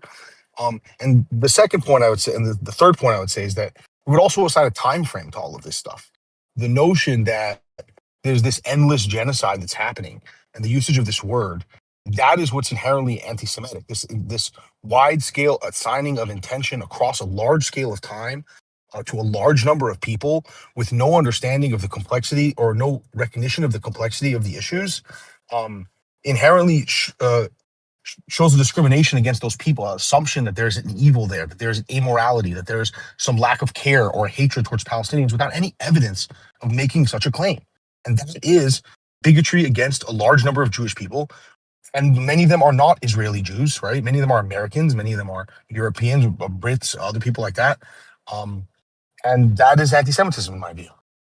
So, I mean, I was someone who at the beginning of this didn't even think it was a genocide because I was thinking of it in the colloquial sense of genocide requires this like person or government or like, person in the government to be like, all right, let's go and let's wipe out this population, right? And that didn't seem to be what was happening. And then as these organizations come out and say these claims based on the way people are dying, the policies top down, the statements from the people in government, like this evidence that you're claiming doesn't exist, like I'm like, okay, it seems like these people have this grasp. Loner disputes that. Regardless, like I am basing it off of what they're saying. I'm not saying like just for no reason, like there's no other answer to this but genocide, because there could be other answers. There, you've heard them in this conversation. You have them. Loner has them. It's, hey, it's because of the complications of where Hamas is entrenched. It's because of the weapons they're using. It's because of the policies that Hamas does. Like there are other explanations to this, and I'm not saying it's genocide just because of the consequence. It's like I'm listening to what the orgs are saying. So I don't think that's anti-Semitic. If they are specifically going off of like, if every source for these orgs was like, I don't know, like the fucking God, not the Epoch Times. What's the like the Storm Uptide? Not the Storm Uptiling. What's the fucking racist magazine? Stormfront? You know what I'm talking? Stormfront. Thank you. Yeah, if it was like Stormfront, I'd be like, yeah, talking maybe about these racism claims and all that are stuff, yeah. anti-Semitic. But I don't think that just saying that the intention is there based on statements made, based on policies, based on the consequences of said policies is anti-Semitic. No, I just don't buy that. How do you feel So about let me ask you. sorry, wait. Let How do you Loner feel go for a about minute. Loner, go ahead. how do you feel about the fact that Amnesty, for ascribing genocide to Israel, in their report they say that the current case law and the current understanding of genocidal intent is not good, that it needs to be broadened, as in like they want to change the definition to Make it accuse even Israel of easier to genocide. call it genocide? Yeah, that they said that they're not satisfied with the way the current case law is. And two more Wait, pieces hold of on, wait, before you information. move on that, okay, like I guess I don't know if it's too broad or I'm not a fucking genocide Okay. expert. I have no real Well, opinion on that. the point Yeah, is okay, they're so changing maybe the they definition. genuinely have a problem with the case law. It's fine, because there's not that much case law for genocide. Second of all, though, they didn't call October 7th a genocide, and they also delayed the report until actually after the Israel one, specifically because they thought that if they did a report on October 7th early, it would give ammunition to Israel to carry out attacks on Gaza, as in like they had a political reason for doing so. Third thing that they did was that when the Israel branch of Amnesty International, the one that actually sticks their neck out to fight with the Israeli government all the time in Israel about this war, who does think it's war crime, genocide, they were removed. Amnesty just ditched them. They ditched their Israel branch, even though this they branch have an Israel. actually... That's like the one branch that went against them, right? Like of all of them. Yeah. So No, they've been well, on there, the second they've been point, the branch that for was the also October- fighting with their... Yeah, so those three acts, I think, are just like it just kind of sounds like you want to treat Israel a bit differently from other groups and other countries. Which I don't know why. I'm not even unsympathetic to that as an idea. The second one, I can understand being like, hey, if we release this as fast as we do, this might cause them to be more genocidal. I don't know how you weigh that as this internal organization. Also, I don't know if October 7th in and of itself, I guess it's a genocidal act. Also, obviously, Hamas is like, we want to exterminate the Jews. I guess they removed that from the charter recently, but that means nothing to me. But like, is the act itself, like, did they try to do that, or were they trying to... Is a part of a greater genocidal intent? I don't know how you categorize these. Again, I'm not a genocide expert. For the third one, that could just as easily be like, well, you aren't meeting our standards or whatever. But then, regardless of all that, let's just take it all at face value and say, like, these people are biased against Israel. Amnesty International is. Then every other org is too. ICC and Human Rights Watch, like, they're all like the same amount. Like that's what I find very hard to believe. The UN Commission of Inquiry for one that does like most of the highest profile legal assessments on Israel is chaired by 3 people. One of them went on a podcast and complained about what he literally quoting Jewish control of social media, and the other 2 chairs defended him for saying that it wasn't an issue. Like, I think one of them complained that people are just throwing around anti-Semitism claims like it's throwing rice at a wedding or something. Yeah. Okay. One more question.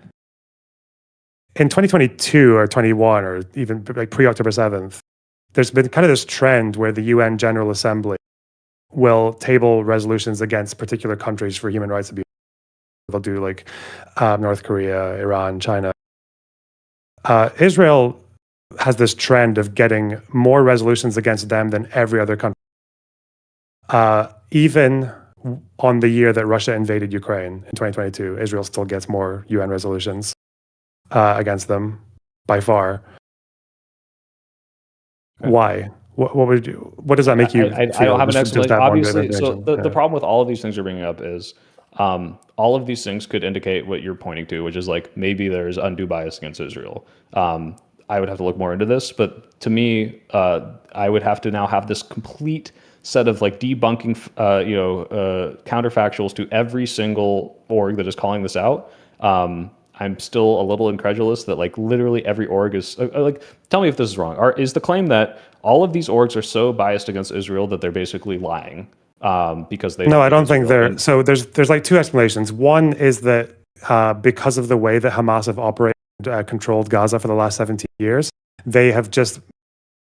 It's actually kind of astonishing. Just like if you look at Hamas's behavior, they understand human rights orgs very well as well, and the human rights orgs, a lot of them have to work with Hamas just so they can function, to distribute aid and things like that. So I think Hamas have like very well manipulated the situation in Gaza, and they control the situation well enough in nation and citizens say and everything else. They know how these orgs work. They know what they can get away with, and they know around them or like which buildings they need to be in to make it like look worse when they get bombed and all that. They know perfidy. They do that all the time. They understand how that works. And even if you are approaching it in completely good faith, they can still basically influence the situation to make it look like it's just civilians dying. Like if you understand how these orgs gather information and how it's not difficult for a group like Hamas to just withhold your losses, just make sure that no one says anything, to make sure there's enough of a repression Just to be clear, yeah, they can. That's one explanation. You're cutting out sometimes, and I don't know what it is. Okay, I thought that was just me. No, Can but I add to every, that real quick? every 20 words, you'll cut out 1 word, right? Right. Can I add one thing to that real quick? Just real quick. I don't know about the bias. Then I have then Soypill gets a chance to respond. And Yeah. Soypill, I want you to like, are you going to look into this stuff, right? Because this is good information, right? If someone could give me like a Google Doc on it, but I again, this smells like a conspiracy. Did we just do that? Like, the other thing is as well, when we talk about conspiracy, so that first one, that first one was me talking about how Hamas can actually like mess up reports like this and influence them, even if every human rights worker is being completely good faith. We know this happened, by the way. Saddam Hussein did this in Iraq during the sanction regime after the Kuwait War. We know that Saddam Hussein and his regime influenced people to give false information to aid workers who were trying to assess the effect of the sanctions. And it got people to conclude, with a few bad interviews and with a few people who were intimidated by the government, to make it look like there was a famine happening in Iraq that killed over 500,000 people. UNICEF said this, everyone. And when the human rights orgs actually finally got access to Iraqi documents after the war in 2003, They knew that it turned out that it was false. It turned out the life expectancy hadn't actually lived all that much. But then they didn't say we were wrong in the past. They just changed their data. So right now, when you look at UNICEF, which was the main organization that pushed it, their life expectancy graph for Iraq is just, 90s. It just goes up normally like any other country. But yes, Saddam Hussein and his regime in Iraq managed to convince the entire world of human rights orgs that there was a famine that killed 500,000 people. And it lasted for almost like a decade. And no one disputes this. No one disputes that this happened. But yeah, for some reason, like even your chat, like it's really funny. They have nothing. They don't know how to respond to this. But yeah, I don't know. It's what it is. Well, my response would be like, is it possible to fool literally every independent human rights organization if what you're claiming is true? Maybe, apparently. Do I believe that this is the case? I haven't seen enough evidence to believe that literally all of them are wrong and Israel's right. I think tell me about the Saddam example. Did they allow journalists in here? Like, were there more independent ways to verify this? Was the methodology checked? Like, how was this like so easily had the wool pulling over all of their eyes? Well, the problem is that they were independent researchers. They were talking to, but the way that they do this and the way that they assessed what was happening in these households was by talking to families. They would go into households and they would ask questions about like the history of like how many infants like in the family under 5, and people You're doing to it again. like take. You're doing it You're again. cutting out. Yeah. Sorry, I don't know how to stop it. I'm so sorry. Yeah, they would ask questions about British. They would ask questions about the family and things like that. So they did this. Like, I don't know. Even independent journalists can go and talk to families and all that, but it depends on who's influencing the family. And the families have a choice. It's like, do I tell the truth to this international human rights org, or do I and upset my government, Saddam Hussein, who's not across him, or do you not? So if you're in a closed society and human rights orgs sometimes only have the civilians to rely on, then you have a problem. But we can go further. Like, if you want to talk about the UN in general, like, what is the UN? Like, the general, it's just countries voting on things. Like, I don't know. I don't need to prove a conspiracy to say it's kind of weird that the UN passed a resolution in the 80s saying that resistance movements in Palestine have the right to resist by any means necessary.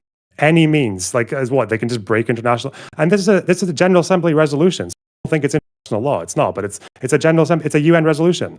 But if you just look at the list of the countries that voted for it, they're all dictatorships mostly. So it's like, I don't know. I don't know why it's so surprising to people to think that if these international organizations, they have contributors from all over the world. Do people think that most of the world just stopped being anti-Semitic after World War II? Of course they didn't. Of course they have bias. Of course we have like large, and look at the region Israel's in.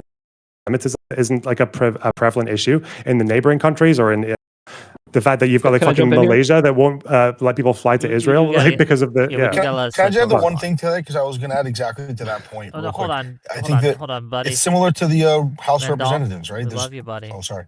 We love you, buddy. But Soypill needs a chance to talk.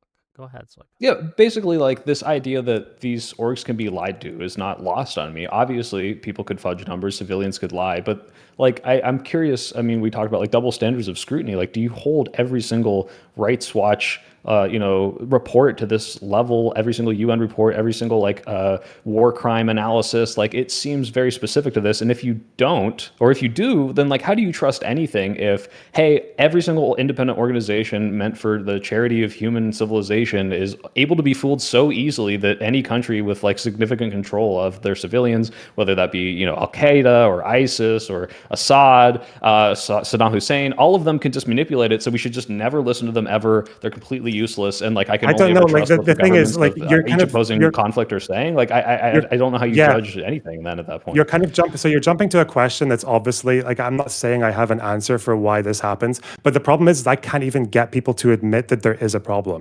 I don't know how I can do this. I don't know how I can, like, if I show you right now that Oxfam said 70% of the injuries and deaths were women and children, and then I show you the health ministry literally saying that's not the case. I can show you exactly the date where the UN stopped using those numbers 2 years ago, but Oxfam still feel like it's reasonable to use it like in the last month.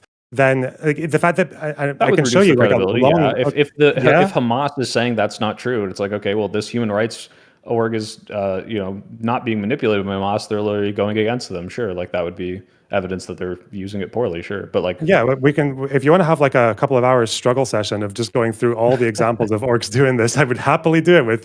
So maybe far, I'd have to do. I have not I'd got- want to do a lot more research, Yeah. but yeah, maybe. And I can show you. I've got like I can show you every source, and we can Let's say, well, set here's it what. up. Yeah, like, yeah. Let's set it up. We're going to give you a whole 2 weeks to prep for this, Soypill, because this is why I think this would be useful. Because all the time we come into these debates, we give you information or we get information from someone or from you, and no one it just dies there, right? It's left on the floor. No one changes their opinion. No one looks into things. No one researches anything. No one looks for counterclaims. We just move on. And this is such, I guess, a recurring topic, right? That we constantly have to go over these same basic stuff. It might be helpful in a couple weeks, right? Maybe if you need more time, 3 weeks or something, to have like a redo where, again, Lonerbox, get a list of things that you think he should look into, give it to Soypill. He can take the time to look into it. Then we can reconvene and have that conversation. What do you think, gang? You want me I to would be down give for that. Soypill material to read? He can. Yes. I mean, he seems to know the reports, right? Well, Yeah, I mean, but, if you're, if you want to give me the like, these are the reports I reasons can- I don't believe yeah. it's true. Like, if you want to send it all to me and we can review it and go through it, that'd be great. Yeah, I can. Okay, I can help you really quickly. Like once you've read one or two of these reports, you've kind of read all of them because again, they're drawing from the same pool of information. So it's like, yeah. But if you want to look at issues of like, if you watch the way the discourse developed on how many aid trucks are required for Gazans to be above the humanitarian threshold for aid, that's a really good question. And you can watch how, and then the other question is how many actually went in. That's a simple question. Another simple question is what's actually the distribution demographically of I'm women and not going to children? remember this. So if you want to, like, like, if you could DM me, like, I'm sure you Sure, have like a notes okay. page on this. That'd be great, and we could set up something in a couple of weeks. Sure. Yeah. Also, I will say I'm Yeah, not do saying your these- homework, I'm not Loner. saying. Yeah, I'm not saying these reports are useless. Like there are reports that I've read that actually, Lycan, you're welcome to come on and tell me where I denied the body count. But okay, Yeah, which Lycan, one? you have- the you have my, 700,000 one or the 70,000 one? Talk in, jump backstage. I'll pull you in, and you can expose Lonerbox, Zogbox, right? As the Mossad agent that he is. Happy to have you. I like boner locks the best, but Lonerbox is Can I add one thing though? Just because I don't think I made just my real case quick, and then properly. we're gonna shuffle you out. Yeah. Yeah. No, I gotta go. Also, I just wanted to scroll back two points. One is you should look into the UN as if you look at the UN a little bit like the House of Representatives. There's a lot of countries that are represented. A lot of countries share certain phases. There could be an imbalance in the way the voting works, but that's just inherent systemic bias. But whatever. My point was when you talked about all the evidence of the claims. And the reason why I was saying that I think you're practicing in anti-Semitism, maybe not anti-Semitic, but practicing in it, is because you're using people's statements as evidence of a wider conspiracy, even if these are high-level people in the government. This is not official policy, and you don't have evidence relating to specific actions that are military actions, which is what would be required. And by ascribing, be required to even claim war crimes, which I actually do agree there are many. I just think that jump and that leap is what's anti-Semitic. I don't know. Maybe I'm not making my case. Sorry. Thank you. I understand. I don't think that jump is insanely anti-Semitic if like the people in charge of dictating policy are saying genocidal things. I mean, if Donald Trump says like, here's the thing, Trump's Muslim ban was not a ban on Muslims, but he said he wanted to ban all Muslims. His intent was an incredibly Islamophobic thing. And then he does something that's like, okay, if I look at this on paper, he has done nothing to specifically ban Muslims. He's even banned countries that are not predominantly Muslim. Is he Islamophobic? And the answer is fucking yes. I looked at his statements. That was the intent, and this is what he could get done. I don't think it's anti-Semitic to jump from, okay, this is their stated intent, and this is how they're implementing it, and say this is probably related. But you do have to draw that connection. You have to show that it's, trying to accomplish what they're saying they're trying to accomplish if their statements are to be taken at face value. But I don't think the jump is necessarily anti-Semitic. Thank you, guys. Appreciate it. Yep. Bye bye. Take care. Okay, gang. If Lycan's not coming in, I think we're done. I'm done. Gang, if you enjoyed this chat, if you enjoyed this content, if you liked what we had to say, hit that like button, hit that subscribe button, throw your money my way because I love money. Oh, did you read it? Did I forget a super chat? from Super Duper. Super Duper Scooper for $5. Can Soy explain a bit more about what he means by Jewish in name only? Is he Jewish or not? I am. My mother's Jewish. So to the extent of which I was Jewish, we celebrated Hanukkah, and I never had a bar mitzvah. I don't read Hebrew, and I didn't do the Torah. My great grandpa was very upset of how not Jewish I was. So I basically the typical American secular Jew who is ethnically Jewish. I'm Ashkenazi, and then that's it. I don't do anything else. I could go on birthright, but I didn't. That's how Jewish I am. $5 from Bremen. Loner genocided Soypill in this debate. And I deny these for claims. 500 I believe it ARS, was I like a money war of aggression. did he have intent? That's the question. Okay. Lonerbox, last word. Where can people find you? And then Soypill, last word. Where can people find you? Lonerbox first. Go ahead. You can find me at Lonerbox or Lonerbox Live, bro. Check him out. Final thoughts? And No? you can find me. Oh, That's fine. Okay. Soypill. Find me at the Soypill. A new video just came out a couple hours ago, and I'm selling little soy plushies. Go buy one. Where can people get it if they wanted a plushie? In my description at plusforge.ch/projects/soy-pill-chibi. Oh god, just go click on my fucking video. Okay, click on his video. Hopefully there's a link there. I saw a link on Twitter too, so if you follow him on Twitter, you can find there. Thank you both for coming, and I'm serious about in 2 weeks having another discussion because let's make it happen. That'd be what fun. people learn. Okay, I'll talk to you guys Are later. you serious about me giving you No, seriously. to I read, want or- to no. I mean, give me all your APA research so I can counter it. Why don't you Good. just No.